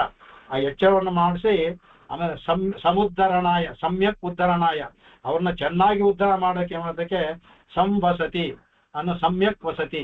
ಭಗವಂತ ನಮ್ಮ ಅಂತರ್ಯಾಮಿ ಬಂದು ಕೂತ್ಕೊಂಡಿದ್ದಾನೆ, ವಸತಿ ಸಮ್ಯಕ್ ವಸತಿ ಅಂತರ್ಯಾಮಿಯಾಗಿ ಅದನ್ನು ಕೂತ್ಕೊಂಡಿದ್ದಾನೆ. ಇಲ್ಲ ಕ್ಷೀರಾಬ್ದಿಯಲ್ಲಿ ಕೂತ್ಕೊಂಡಿದ್ದಾನೆ, ಇಲ್ಲ ಪರಮಪದಲ್ಲಿ ಕೂತ್ಕೊಂಡಿದ್ದಾನೆ, ಇಲ್ಲ ಅರ್ಚಾಮೂರ್ತಿಯಾಗಿ ಕೂಡ ಇರ್ತಾನೆ ಅವನು. ಅದ್ರ ಸಮ್ಯಕ್ ವಸತಿ ಇತಿ ಸಂವತ್ಸರ. ಸಂವತ್ಸರಕ್ಕೆ ಅರ್ಥ ಅದೇ, ಭಗವಂತ ಇಲ್ಲಿ ನೆಲೆಸ್ಕೊಂಡಿದ್ದಾನೆ. ಯಾಕೆ? ನಮ್ಮನ್ನ ಉದ್ಧಾರ ಮಾಡೋದಕ್ಕೆ, ನಮ್ಮನ್ನ ಚೆನ್ನಾಗಿ ಉದ್ಧಾರ ಮಾಡೋದಕ್ಕೋಸ್ಕರ ನೆಲೆಸ್ಕೊಂಡಿದ್ದಾನೆ. ಕಾಲ ಪರ್ಯಾಯ ಯಾಕೆ ಬಂತು ಅಂದ್ರೆ ನಾವು ಅದಕ್ಕೆ ಸಮಯ ತಗೊಳ್ತೀವಿ. ಎಷ್ಟು ಅಂದ್ಬಿಟ್ಟು ಅವನು ಸಂವತ್ಸರಾಗೆ ಇದ್ದಾನೆ ಅವನು. ಅದನ್ನ ಸಂವತ್ಸರ ಅಂತ ಒಂದು ಗುರುತಿಗೆ ಇಟ್ಟರು, ಒಂದು ವರ್ಷಕ್ಕೆ ಅಷ್ಟೇ. ವಸೇಹೇ ಸಂಪೂರ್ವಾಚಿತ್ ಇತಿ ಸ್ಮರಣ ಅಂತ. ಅದಂದ್ರೆ ಅದಕ್ಕೆ ಹೇಗೆ ಬಂತು ಅಂತಾರೆ, ಆ ವಸುಧಾತಿಗೆ ಏನ್ ಮಾಡ್ತಾರೆ, ಅದಕ್ಕೆ ಸಂ ಅಂತ ಉಪಸರ್ಗ ಸೇರ್ಕೊಳ್ಳುತ್ತೆ, ಆಗ ಸಂವಸಃ ಅಂತ ಆಗುತ್ತೆ. ಆ ಸಂವಸ್ ಅಂತ ಅದಕ್ಕೆ ಸ್ಮರನ್ ಅನ್ನೋ ಒಂದು ಪ್ರತ್ಯಯ ಇದೆ. ಆ ಸ್ಮರನ್ ಪ್ರತ್ಯಯ ಸೇರಿದಾಗ ಅದೇನಾಗುತ್ತೆ, ಅವಾಗ ಸಂವತ್ಸರ, ಆಗ ಸಕಾರ ಬದಲು ತಕಾರ ಬರುತ್ತೆ, ಬಂದ್ಬಿಟ್ಟು ಸಂವತ್ಸರ ಆಗುತ್ತೆ ಅಂದ್ಬಿಟ್ಟು ತೋರಿಸ್ಕೊಟ್ಟಿದ್ದಾರೆ. ಅದಕ್ಕೆ ಸಸ್ಯಾರ್ಧ ಧಾತುಕೆ ಐತಿ ತಕಾರ ಧಾತು ಬಂದು ತಕಾರ ಧಾತು ಬಂದು ಸಂವತ್ಸರ ಆಗುತ್ತೆ. ಭಗವಂತ ಗೀತೆ ಹೇಳ್ತಾನೆ, ದದಾಮಿ ಬುದ್ಧಿಯೋಗಂತಂ ಏನಮಾಂ ಉಪಯಾಂತಿತೆ ತೇಷಾಂ ಅಹಂ ಸಮುದ್ಧರ್ತ ಅಂದ್ಬಿಟ್ಟು. ಯಾರಿಗೆ ನನ್ನ ಪಡಿಕೋಬೇಕು ಅಂತ ಅವರಿಗೆ ಬುದ್ಧಿಯೋಗಂ ತೇ ದದಾಮಿ, ಅವರಿಗೆ ಬುದ್ಧಿಯೋಗವನ್ನು ಕೊಡ್ತೀನಿ. ಅದಕ್ಕೆ ಅವರು ನನ್ನನ್ನು ಬಂದು ಸೇರ್ಕೊಳ್ಳೋದಕ್ಕೋಸ್ಕರ ಅವ್ರು ಕೊಡ್ತೀನಿ ಅಂತ ಭಗವಂತ ಹೇಳ್ತಾನೆ. ಅದನ್ನೇ ಅದಕ್ಕೆ ತೇಷಾಂ ಅಹಂ ಸಮೃದ್ಧ ಇತಿ. ಅದೇ ಭಗವಂತನಲ್ಲಿ ಅಂಥವ್ರನ್ನ ನಾನು ಸಮುದ್ಧರ್ತ, ನಾನು ಅವ್ರನ್ನ ಉದ್ಧಾರ ಮಾಡ್ತೀನಿ. ಯಾರು ನಿಜವಾಗ್ಲೂ ಭಕ್ತಿಯಿಂದ ನನ್ನಲ್ಲಿ ಬಂದು ಶರಣಾಗತರಾಗಿ, ಇಲ್ಲಿ ಇದು ತುಂಬಾ ಕ್ಷುಲ್ಲಕವಾದದ್ದು ಇದು ಈ ಸಂಸಾರ ಅಂತ ತಿಳ್ಕೊಂಡು ಅವ್ರು ಬಂದು ಮಾತಾರೋ ಅವ್ರಿಗೆ ತೇಷಾಂ ಅಂತ ಅಹಂ ಸಮುದ್ಧರ್ತ, ಅವ್ರು ನಾನು ಉದ್ಧಾರ ಮಾಡ್ತೀನಿ ಅಂತ ಭಗವಂತ ಹೇಳಿದ್ದು ಅಂತ ಹೇಳ್ತಾರೆ. ನಿರುಕ್ತಿನ ಹೇಳ್ತಾರೆ, ಇತ್ತಂ ತೇಷು ಪ್ರಬುದ್ಧೇಶು ವಸತ್ಯುದ್ಧರಣಾಯ ಸಂವತ್ಸರ. ಮೊದಲು ಎಚ್ಚರಗೊಳಿಸಿ ಎಚ್ಚೆತ್ತವರನ್ನ ಉದ್ಧಾರ ಮಾಡೋದಕ್ಕೋಸ್ಕರ ಅವನು ಬಂದು ನೆಲೆಸುವನಾಗಿದ್ದರಿಂದ, ಆ ನೆಲೆಸುವಿಕೆ ಅನ್ನೋದು ಅನೇಕ ಒಳಗಡೆ ಇದ್ದಾನೆ, ಮೇಲೂ ಇದ್ದಾನೆ, ಆಚಾರ್ಯ ಮೂಲಕವೂ ಬರ್ತಾನೆ. ಯಾವ್ದಾರ ಅದು ಒಂದು ಇದೆ ಅದು ಇಲ್ಲಿ. ಅದರಿಂದ ಅವನು ಸಂವತ್ಸರ ಅಂತ ಬರುತ್ತೆ. ಇಲ್ಲಿ ಕಾಲ ಪರಿಗಣನೆ ಮಾತ್ರ ಅಲ್ಲ, ಅದನ್ನ ನಾವು ಕಾಲ ಪರಿಗಣನೆ ತಗೊಂಡಿದ್ದೀವಿ. ಕಾಲ ಪರಿಗಣನೆ ಬಿಟ್ಟು ಅರ್ಥವನ್ನು ಮಾಡಿದ್ದಾರೆ ಇಲ್ಲಿ. ವ್ಯಾಲಹ, ಅದಕ್ಕೆ ಓಂ ವ್ಯಾಲಾಯ ನಮಃ ಅಂತ. ವ್ಯಾಲ ಅಂದ್ರೆ ವಶಪಡಿಸಿಕೊಳ್ಳುವವನು ಅಂತ. ಆ ವಶಪಡಿಸಿಕೊಳ್ಳುವವನಿಗೆ ನಮಸ್ಕಾರ ಅಂತ ಅದನ್ನ ಹೇಳ್ತಾರೆ. ಅದಕ್ಕೆ ಅವನು ಅದಕ್ಕೆ ಹೇಳ್ತಾರೆ, ಅದಕ್ಕೆ ಯಾರನ್ನ ಅಂದ್ರೆ ಅಭಯ ಪ್ರದಾನ ಮೂಲಕ ಮೊದಲು ಯಾರವರಲ್ಲಿ ಮೇಲೆ ಹೇಳಿದ್ರು ಶರಣಾಗತರಾದವರಿಗೆಲ್ಲ ಮೇಲೆ ನಾನು ಸಂವತ್ಸರ ಕೊಡ್ತಾನೆ ಅಂತ. ಈಗ ಶರಣಾಗತರಾಗ್ತಾರಲ್ಲ, ಶರಣಾಗತರಾದವರಿಗೆ ಏನ್ ಮಾಡ್ತಾನೆ ಅವನಿಗೆ ಒಂದು ಅಭಯ ಪ್ರದಾನ ಮಾಡ್ತಾನೆ ಭಗವಂತ. ವ್ಯಾಲ ಹೇಗೆ ನಾವು ವಿಭೀಷಣ್ ನೋಡ್ತೀವಿ, ಅಭಯ ಪ್ರದಾನ ಸಾರ ಅಂತಾನೆ ಹೇಳ್ದಲ್ಲ, ಅಭಯ ಪ್ರದಾನ ಮಾಡ್ತಾನೆ. ಅದಕ್ಕೆ ಮಾಡ್ಬಿಟ್ಟು ಅದಕ್ಕೆ ಏನಪ್ಪ ಅಭಯ ಪ್ರದಾನ ಅಂದ್ರೆ ಅದನ್ನ ಹೇಳೋದಕ್ಕೆ, ಜ್ಞಾನಿಗಳಿಗೆ ಅಭಯ ಪ್ರದಾನ ಮೂಲಕ ತನ್ನ ವಶಕ್ಕೆ ತನ್ನ ಕಡೆ ಬರೋ ಮಾಡೋದ್ರಿಂದ ವ್ಯಾಲ ಅಂತ. ವ್ಯಾಲ ಅಂದ್ರೆ ಅವರಿಗೆ ಒಂದು ನೀನು ಹೇಳ್ತಾರಲ್ಲ, ಯೋಚನೆ ಮಾಡ್ಬೇಡ, ನಿನಗೆ ಭಗವಂತಗೆ ಇದರಲ್ಲೂ ಅದೇ ತಾನೇ, ಎಲ್ಲಾ ಗೀತೆಯಲ್ಲೂ ಅಭಯ ಪ್ರದಾನ ಅವನ ಶರಣಾಗತಿಯಲ್ಲೂ. ಅದಕ್ಕೆ ಸರ್ವಧರ್ಮಾನ್ ಪರಿತ್ಯಜ್ಯ ಮಾಮೇಕಂ ಶರಣಂ ವ್ರಜ ಅಹಂತ್ವಾ ಸರ್ವ ಪಾಪೇಭ್ಯೋ ಮೋಕ್ಷಯಿಷ್ಯಾಮಿ ಮಾ ಶುಚಃ. ಆ ಮಾ ಶುಚ ಇದೆಯಲ್ಲ, ಅದೇ ನಮಗೆ ಒಂದು ಅಭಯ ಪ್ರದಾನ. ಪರಾಶರ ಭಟ್ರು ಹೇಳ್ತಾರೆ, ನನಗೆ ಇದು 4 ಪದ, ಆ 4 ಪದದಲ್ಲಿ ಕಡೆ ಪದ ಇದೆಯಲ್ಲ ಅದು ಸಾಕು ನನಗೆ ಅಂತ, ಬಾಕಿ 3 ಬೇಡ ನನಗೆ. ಭಗವಂತ ಹೇಳ್ದ ಮಾ ಶುಚ ಅಂತಲ್ಲ, ಶೋಕಿಸ್ಬೇಡ ನೀನು, ನಾನಿದ್ದೀನಿ ಅಂದಲ್ಲ, ಆ ಒಂದು ಇದು ಅದೊಂದು ಸಾಕು ನನಗೆ ಅಂತ. ಆ ತರ ಆ ವ್ಯಾಲ ಅಂದ್ರೆ ಅಭಯ ಪ್ರದಾನವನ್ನು ಮಾಡೋದು ಅವರಿಗೆ. ಇದು ಎಲ್ಲಾ ಜನ್ಮ ಶ್ಲೋಕದಲ್ಲೂ ಸಹ ಒಂದು ಅಭಯ ಪ್ರದಾನ ಕೊಡ್ತಾನೆ. ಅದಕ್ಕೆ ಸಗದೇವ ಪರ್ಬನ್ನಾಯ ತವಾಸ್ಮೀಚಿತ ಯಾಚತೆ ಮಾಡಿದ್ರೆ ಅಭಯಂ ಸರ್ವಭೂತೇಭ್ಯ. ಅಭಯ ಅಂತ ನೇರವಾಗಿ ಹೇಳ್ಬಿಟ್ಟ, ಎಲ್ಲಾ ಭೂತಗಳು ಅಭಯವನ್ನು ಕೊಡ್ತೇನೆ. ಅದರಿಂದ ಅವನು ಎಲ್ಲರಿಗೂ ಸಹ ವಶವನ್ನು ಮಾಡ್ಕೊಳ್ತಾನೆ. ಈ ತರ ಅಭಯ ಪ್ರದಾನ ಮಾಡೋದ್ರಿಂದ ಎಲ್ಲರನ್ನು ತನ್ನ ವಶದಲ್ಲಿ ಇಟ್ಕೊಳ್ತಾನೆ. ಅದರಿಂದ ವ್ಯಾಲಾಯ ನಮಃ ಅದಕ್ಕೆ ಹೇಳ್ತಾರೆ. ಅದಕ್ಕೆ ನಾವು ಇದನ್ನು ಕೊಡ್ಬೋದು. ಅದಕ್ಕೆ ರಾಮಾಯಣದಲ್ಲಿ ಬರುವಂತಹ ವಿಭೀಷಣ ಶರಣಾಗತಿಯಲ್ಲಿ ನೋಡ್ಬೋದು. ವಿಭೀಷಣ ಬರ್ತಾನೆ, ಬಂದ್ಬಿಟ್ಟು ಅದರಲ್ಲೇ ಕಸ್ಥಿತ ಅಂತ ಅಲ್ಲೇ ನಿಂತ್ಕೊಂಡ್ಬಿಡ್ತಾನೆ. ಅದಕ್ಕೆ ಆಗ ಅವನು ಬಂದು ಹೇಳ್ತಾನೆ, ಅದಕ್ಕೆ ನಿವೇದಯಿತು ಮಾಂ ಕ್ಷಿಪ್ತಂ ವಿಭೀಷಣ ಉಪಸ್ಥಿತ ರಾಘವಾಯ ಶರಣ್ಯಾಯ ಅಂತ. ರಾಘವನಿಗೆ ಶರಣನಾಗಿ ಬಂದಿದ್ದೇನೆ, ಆಚಾರ ಮೂಲಕ ಹೋಗ್ಬೇಕು ಅಂತ ನೇರವಾಗಿ ಭಗವಂತನಿಗೆ ಹೇಳ್ದೆ. ಸುಗ್ರೀವನಿಗೆ ಹೇಳ್ತಾನೆ, ನಾನು ಬಂದಿದ್ದೀನಿ ಅಂತ ನಿವೇದನೆ ಮಾಡು ಅಂದ್ಬಿಟ್ಟು ಅಂತ. ಆಗ ಸುಗ್ರೀವಾದಿಗಳ ಅದ್ರಲ್ಲಿ ನಾವು ಅಭಯ ಪ್ರದಾನ ಸಾರದಲ್ಲಿ ನೋಡಿದ್ವಿ, ರಾಮಾಯಣದ ಇದ್ರಲ್ಲಿ ನೋಡಿದೀವಿ. ಅವರೆಲ್ಲ ಬಂದು ಇವನಂತ ಹೋಗ್ಬಾದ, ಅವನ ಶಕ್ತಿ, ಇವನ ಶತ್ರು ಕಡೆ ಇವನು, ನಮ್ಮಲ್ಲಿ ಬಂದು ನಮ್ಮನ್ನ ಗುರ್ತಿಗಳು ಬಂದಿದ್ದಾನೆ, ನಮ್ಮಲ್ಲಿ ಒಡೆಯೋಕ್ ಬಂದಿದ್ದಾನೆ, ಗೂಢಚಾರಿಕೆ ಮಾಡಕ್ ಬಂದಿದ್ದಾನೆ, ಈ ತರ ಎಲ್ಲ ಒಬ್ಬೊಬ್ಬರಿಂದಲೂ ಕೊಡಬಾರ್ದು ಅನ್ನುವಾಗ ಆವಾಗ ಭಗವಂತ ಅವನಿಗೆ ಎಲ್ಲರನ್ನೂ ಒಂದು ಸಮಯ ಕೊಡ್ತಾನೆ ನೋಡೋಣ ಅನ್ಬಿಟ್ಟು. ಕಡೆಗೆ ಎಲ್ಲ ಆದ್ಮೇಲೆ ಹೇಳ್ತಾನೆ ಕಡೆಗೆ ಆನಯೈನಂ ಹರಿಶ್ರೇಷ್ಠ ದತ್ತಮಸ್ಯ ಭಯಮ್ಮಯ ಅಂದ್ಬಿಟ್ಟು ಅವನಿಗೆ ಅಭಯಮ್ಮಯ ದತ್ತ ಅಂದ್ರೆ ಅವನಿಗೆ ಅಭಯವನ್ನು ಆಗಲೇ ಕೊಟ್ಟಾಗಿದೆ. ನೀವೆಲ್ಲ ಸುಮ್ಮನೆ ಮಾತಾಡಿ, ಅವನಿಗೆ ಅಭಯವನ್ನು ಯಾವಾಗ ಬಂದು ಆಗಲೇ ಕೊಟ್ಟಾಗಿದೆ. ಆನಯೈನಂ ನೀ ಕರ್ಕೊಂಬ ಅಷ್ಟೇ ಸಾಕು, ಅವನಿಗೆ ದತ್ತ ನಾನು ಅಭಯವನ್ನು ಆಗಲೇ ಕೊಟ್ಟಾಗಿದೆ ಅಂತ ಹೇಳಿದಲ್ಲ, ಅದು ವ್ಯಾಲಹ. ಅದರಿಂದ ಈ ತರ ಭಗವಂತ ಆ ಅಭಯವನ್ನು ಕೊಟ್ಟು ಎಲ್ಲರನ್ನೂ ವಶಪಡಿಸ್ಕೊಳ್ತಾನೆ ಅಂತ ಈ ಮಾತನ್ನು ಕೇಳಿದ್ರೆ ವಿಭೀಷಣ ಎಷ್ಟು ಸಂತೋಷ ಆಗುತ್ತೆ. ಅವನಿಗೆ ಅಭಯವನ್ನು ಕೊಟ್ಟಾಗಿದೆ. ಅದೇ ತರ ಭಗವಂತ ನಮ್ಗೆ ಹೇಳ್ತಾನೆ. ಆ ಚರ್ಮ ಶ್ಲೋಕ ಮೂಲಕವಾಗಿ ಎಲ್ಲಾ ಚರ್ಮ ಶ್ಲೋಕದಲ್ಲೂ ಇದನ್ನ ನಮ್ಗೆ ಹೇಳಿದ್ದಾನೆ. ನಾವು ಅದನ್ನ ತಿಳ್ಕೋಬೇಕು, ಅದನ್ನ ತಿಳ್ಕೊಂಡು ನಾವು ಸಾಧೋದಕ್ಕೆ. ಅದರಿಂದ ಎಲ್ಲರನ್ನೂ ತನ್ನ ಆತ್ಮಗುಣಗಳಿಂದ ವಶ ಮಾಡಿಕೊಳ್ಳೋದ್ರಿಂದ ಅವನಿಗೆ ವ್ಯಾಲಹ ಅಂತ ಹೇಳ್ತಾ ಕಡೆಗೆ. ಆಮೇಲೆ ಅದೇ ವ್ಯಾಲ ಅಂತ ಹೇಳ್ತಾರೆ. ಲಾಮ್ ಅನ್ನೋದು ಆದಾನೆ ತೆಗೆದುಕೊಳ್ಳೋದು ಅಂತ ಅಂದ್ಬಿಟ್ಟು ಅದಕ್ಕೆ. ಆಗ ಅವನು ತೆಗೆದುಕೊಳ್ಳೋದು ಅಂತ ಅಂದ್ರೆ ಅಭಯವನ್ನು ಕೊಟ್ಟು ನಮ್ಮನ್ನ ತಗೊಳ್ತಾನೆ ಅವನು. ಅದಕ್ಕೆ ವ್ಯಾಲ ವಿಶೇಷೇಣ ಆಲಾಮ್ ಅನ್ಬಿಟ್ಟು ಅಂತ ಇದು ಮಧ್ವ ಭಾಷೆಯಲ್ಲಿ ಬರ್ತದೆ. ವಿಶೇಷೇಣ ಆಲಾಮ್ ಅಂತ ಬರ್ತದೆ ಅದಕ್ಕೆ. ಅದರಿಂದ ಅಭಯವನ್ನು ಕೊಟ್ಟು ಅವ್ರನ್ನ ನಮ್ಮ ತನ್ನ ಕಡೆಗೆ ತಗೊಳ್ತಾನಲ್ಲ, ಅದರಿಂದ ವ್ಯಾಲಹ ಅಂತ ಹೇಳ್ತಾರೆ ಕಡೆಗೆ. ಆಮೇಲೆ ಇನ್ನೂ ಒಂದು ಹೇಳ್ತಾರೆ, ವ್ಯಾಲಹ ಅಂದ್ರೆ ಮಹಾಸರ್ಪಕ್ಕೂ ವ್ಯಾಲ ಅಂತ ಹೆಸರು. ಸಾಧಾರಣ ಸರ್ಪಕ್ಕಲ್ಲ, ದೊಡ್ಡ ದೊಡ್ಡ ಮಹಾಸರ್ಪಗಳಿಗೆಲ್ಲ ಕಾಳಿಂಗ ಸರ್ಪ ಅವೆಲ್ಲವೇ ಅತ್ಯಂತ ವಿಷಪೂರಿತವಾದದ್ದು. ಅದಕ್ಕೆ ವ್ಯಾಲಹ ಅಂತ ಮಹಾಸರ್ಪ. ಅದರಿಂದ ಹೇಗೆ ಆ ಮಹಾಸರ್ಪವನ್ನು ಗ್ರಹಿಸಲು ಅಶಕ್ಯವೋ ಆ ತರ ಭಗವಂತನನ್ನು ಸಹ ಗ್ರಹಿಸಲು ಸಾಧ್ಯವಿಲ್ಲ. ಅದರಿಂದ ಹೇಳ್ತಾ ಅದಕ್ಕೆ. ಅದರಿಂದ ಅದನ್ನ ಹೇಳ್ತಾರೆ, ತಾನಾತ್ಮ ಸದ್ವ್ಯಾಲಹ ಉಕ್ತಃ ಕರೋತಿಯಃ. ಅದರಿಂದ ಅವನು ವ್ಯಾಲ ಅಂದ್ರೆ ಅವನನ್ನ ಗ್ರಹಿಸಲು ಅಶಕ್ಯ. ಹೇಗೆ ಒಂದು ಮಹಾಸರ್ಪವನ್ನು ಗ್ರಹಿಸಲು ಅಶಕ್ಯನೋ ಆ ತರ ಭಗವಂತನನ್ನು ಗ್ರಹಿಸಲು ಅಶಕ್ಯ. ಅದರಿಂದಲೂ ಸಹ ವ್ಯಾಲಹ ಅಂದ್ರೆ ಅವನನ್ನ ಗ್ರಹಿಸಲು ಸಾಧ್ಯವಿಲ್ಲ. ಆಮೇಲೆ ಹೇಳ್ತಾನೆ, ತಾನಾತ್ಮ ಸಾದ್ಬಾಲ್ಯ ಉಕ್ತಃ ಕರೋತಿಯಃ. ನಿರುಕ್ತಿ ಹೇಳ್ಬಿಟ್ರು. ಭಕ್ತರ ಒಂದು ಅಭೀಷ್ಟವನ್ನು ಪೂರ್ಣ ಮಾಡೋ ಉದ್ಯೋಗವುಳ್ಳವನು ಅಭಯ ಪ್ರದಾನ ಮಾಡೋದ್ರಿಂದ. ಅಭಯ ಪ್ರದಾನ ಮಾಡೋದ್ರಿಂದ ಭಕ್ತರ ಒಂದು ಅಭೀಷ್ಟವನ್ನು ಯಾರೋ ಶರಣಾಗಬೇಕು ಅಂತ ಹೋದ್ರೆ ಕೊಡೋದಿಲ್ಲ, ಹೋಗು ಅಂತ ಹೇಳೋದಿಲ್ಲ. ಭಗವಂತ ಕೊಡ್ತೀನಿ ಅಂತ ಹೇಳ್ತಾನೆ. ಯಾಕೆ ತಾಯಿ ಜೊತೆಲಿದ್ದಾಳೆ. ಹಾಗಾಗಿ ಅವನು ಭಕ್ತರ ಅಭೀಷ್ಟವನ್ನು ಪೂರ್ಣಗೊಳಿಸೋದ್ರಿಂದಲೂ ಸಹ ಅವನು ಅದಕ್ಕೆ ಉದ್ಯೋಗಗಳಿಂದ ವ್ಯಾಲಹ ಅಂತ ಹೇಳ್ತಾರೆ ಕಡೆಗೆ. ಪ್ರತ್ಯಯಾಯ ಅಂತ ಹೇಳ್ತಾರೆ. ಪ್ರತ್ಯಯ ಅಂತ ಅಂದ್ರೆ ಅವನಲ್ಲಿ ನಂಬಿಕೆ ಉಳ್ಳ ಅದಕ್ಕೆ ಪ್ರತ್ಯಯಾಯ ನಮಃ ಅಂತ. ತನ್ನಲ್ಲಿ ನಂಬಿಕೆ ಉಂಟು ಮಾಡುವವನು. ಈ ತರ ಅವನಿಗೆ ನಾವು ಭಗವಂತನಲ್ಲಿ ನಮಗೆ ಹೋದ್ರೆ ನಮಗೆ ಸಿಗುತ್ತೆ ಅಂತ ಒಂದು ನಂಬಿಕೆ ಬರ್ಬೇಕಲ್ಲ ನಮಗೆ. ಆ ನಂಬಿಕೆಯನ್ನ ಉಂಟು ಮಾಡ್ತಾನಲ್ಲ, ಅದರಿಂದ ಅವನಿಗೆ ನಮಸ್ಕಾರ ಅನ್ಬಿಟ್ಟು. ಪ್ರತೀಯತೆ ಅಸ್ಮಿನ್ನಿತಿ ಅನ್ಬಿಟ್ಟು ಅಂತ ಹೇಳ್ತಾ ಅದಕ್ಕೆ. ಅವನಲ್ಲಿ ಈಗ ದೇವಸ್ಥಾನಕ್ಕೆ ಯಾಕೆ ಹೋಗ್ತೀವಿ, ಒಂದು ಕಾಣಿಕೆ ಕಟ್ತಾರೆ. ಅದು ಮಾಡಿದ್ರೆ ನಮಗೆ ಒಂದು ಕಾಣಿಕೆ ಕಟ್ಟಿದ್ರೆ ನಾವು ಅನ್ಕೊಂಡು ಕೆಲಸ ಆಗುತ್ತೆ ಅಂತ ಮಾಡ್ತಾರೆ. ದೇವಸ್ಥಾನಕ್ಕೆ ಹೋಗಿ ಭಗವಂತನ ಕೇಳ್ಕೊಂಡ್ರೆ ನಮಗೆ ಒಳ್ಳೇದಾಗುತ್ತೆ ಅಂತಾರೆ. ಅದರಿಂದ ಪ್ರತೀಯತೆ ಅಸ್ಮಿನ್ ನೀತಿ ಪ್ರತ್ಯಯ. ಆ ತರ ಒಂದು ಪ್ರತ್ಯಯನ ಉಂಟು ಮಾಡ್ತಾನೆ ನಮಗೆ. ಭಗವಂತನಲ್ಲಿ ನಂಬಿಕೆ ಉಂಟಾಗೋ ತರ ಮಾಡ್ತಾನೆ. ಎಲ್ಲರಿಗೂ ಒಂದೊಂದು ಅನುಭವ ಇದ್ದೇ ಇರುತ್ತೆ. ಯಾವ್ದಾರು ನೋಡಿ ಒಂದೊಂದು ಅನುಭವ ಇರುತ್ತೆ ಅವರಿಗೆ. ಆ ಅನುಭವದಿಂದ ಎಲ್ಲರಿಗೂ ಸಹ ನಂಬಿಕೆ ಉಂಟು ಮಾಡ್ತಾನಲ್ಲ, ಪ್ರತಿಯೈತಿ ಅಸ್ಮಿನ್ ನೀತಿ ಅನ್ಬಿಟ್ಟು. ಅದೇ ಹೇಳ್ದ ತಂದೇಹಂ ಆತ್ಮಬುದ್ಧಿಂ ಪ್ರಕಾಶಂ ಅಂತ.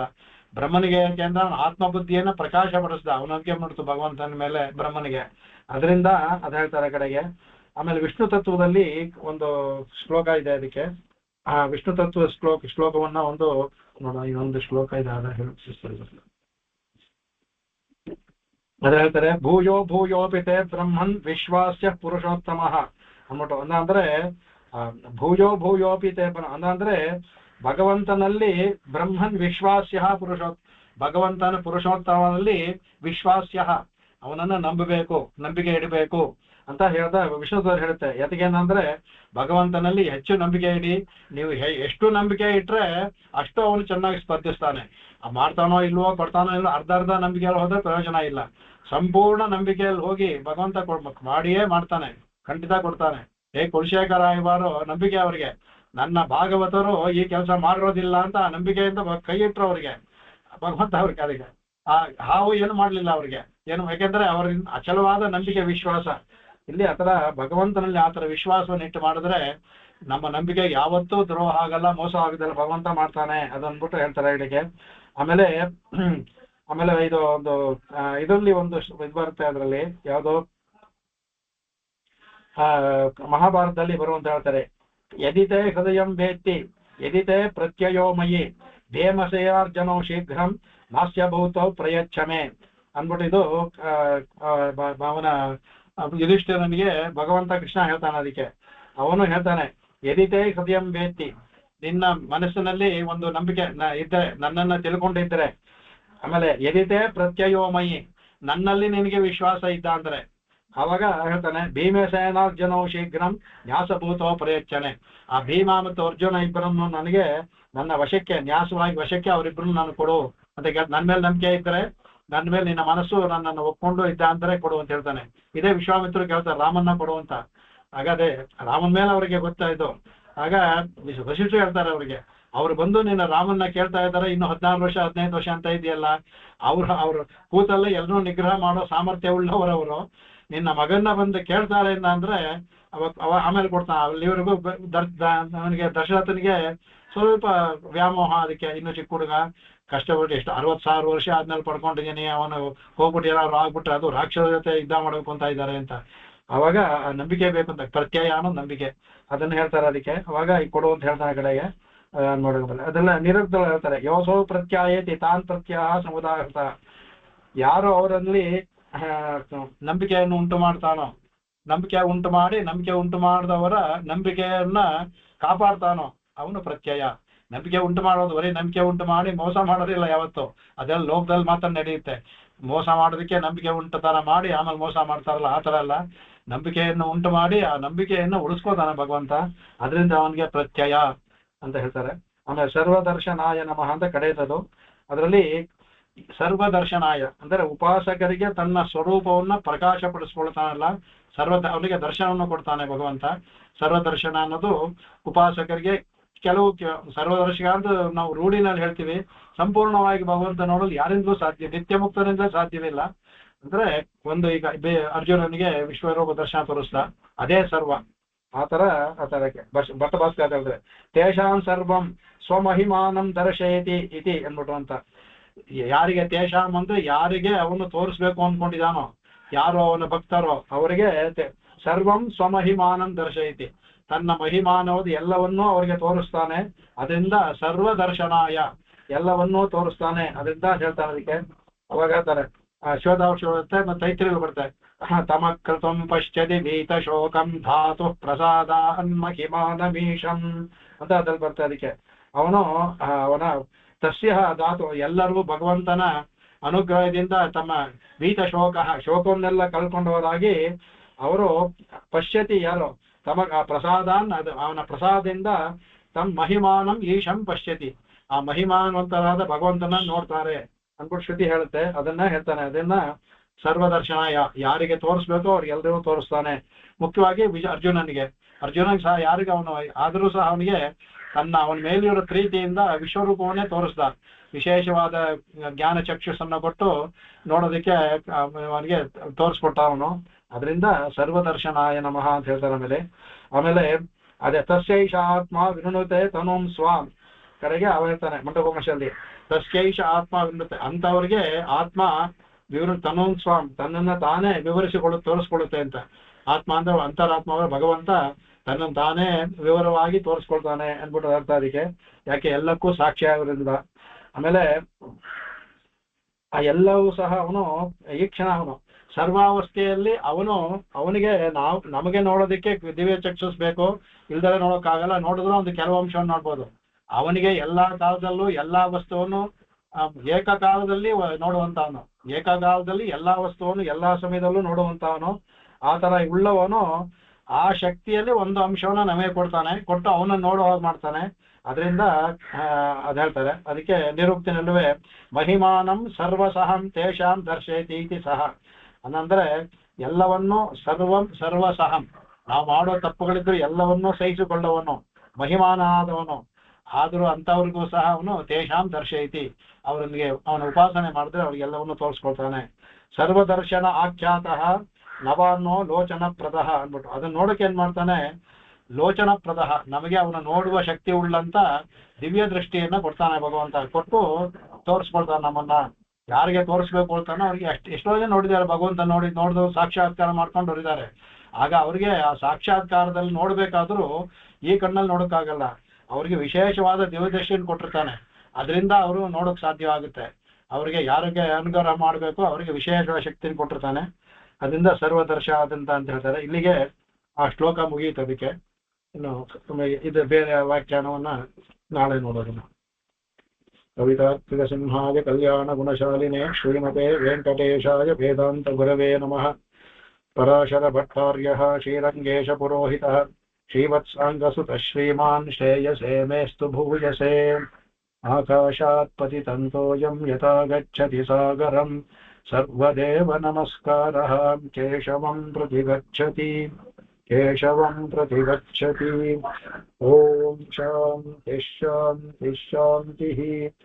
ಕಾಯೇನ ವಾಚಾ ಮನಸೇಂದ್ರಿಯೈರ್ವಾ ಬುದ್ಧ್ಯಾತ್ಮನಾ ವಾ ಪ್ರಕೃತೆ ಸ್ವಭಾವಾತ್ ಕರೋಮಿ ಯದ್ಯತ್ ಸಕಲಂ ಪರಸ್ಮೈ ನಾರಾಯಣಾಯೇತಿ ಸಮರ್ಪಯಾಮಿ. ನಾಳೆ ನೋಡೋಣ. ನಮಸ್ಕಾರ. ನಮಸ್ಕಾರ ನಮಸ್ಕಾರ ನಮಸ್ಕಾರ ಸರ್. ನಮಸ್ಕಾರ ನಮಸ್ಕಾರ.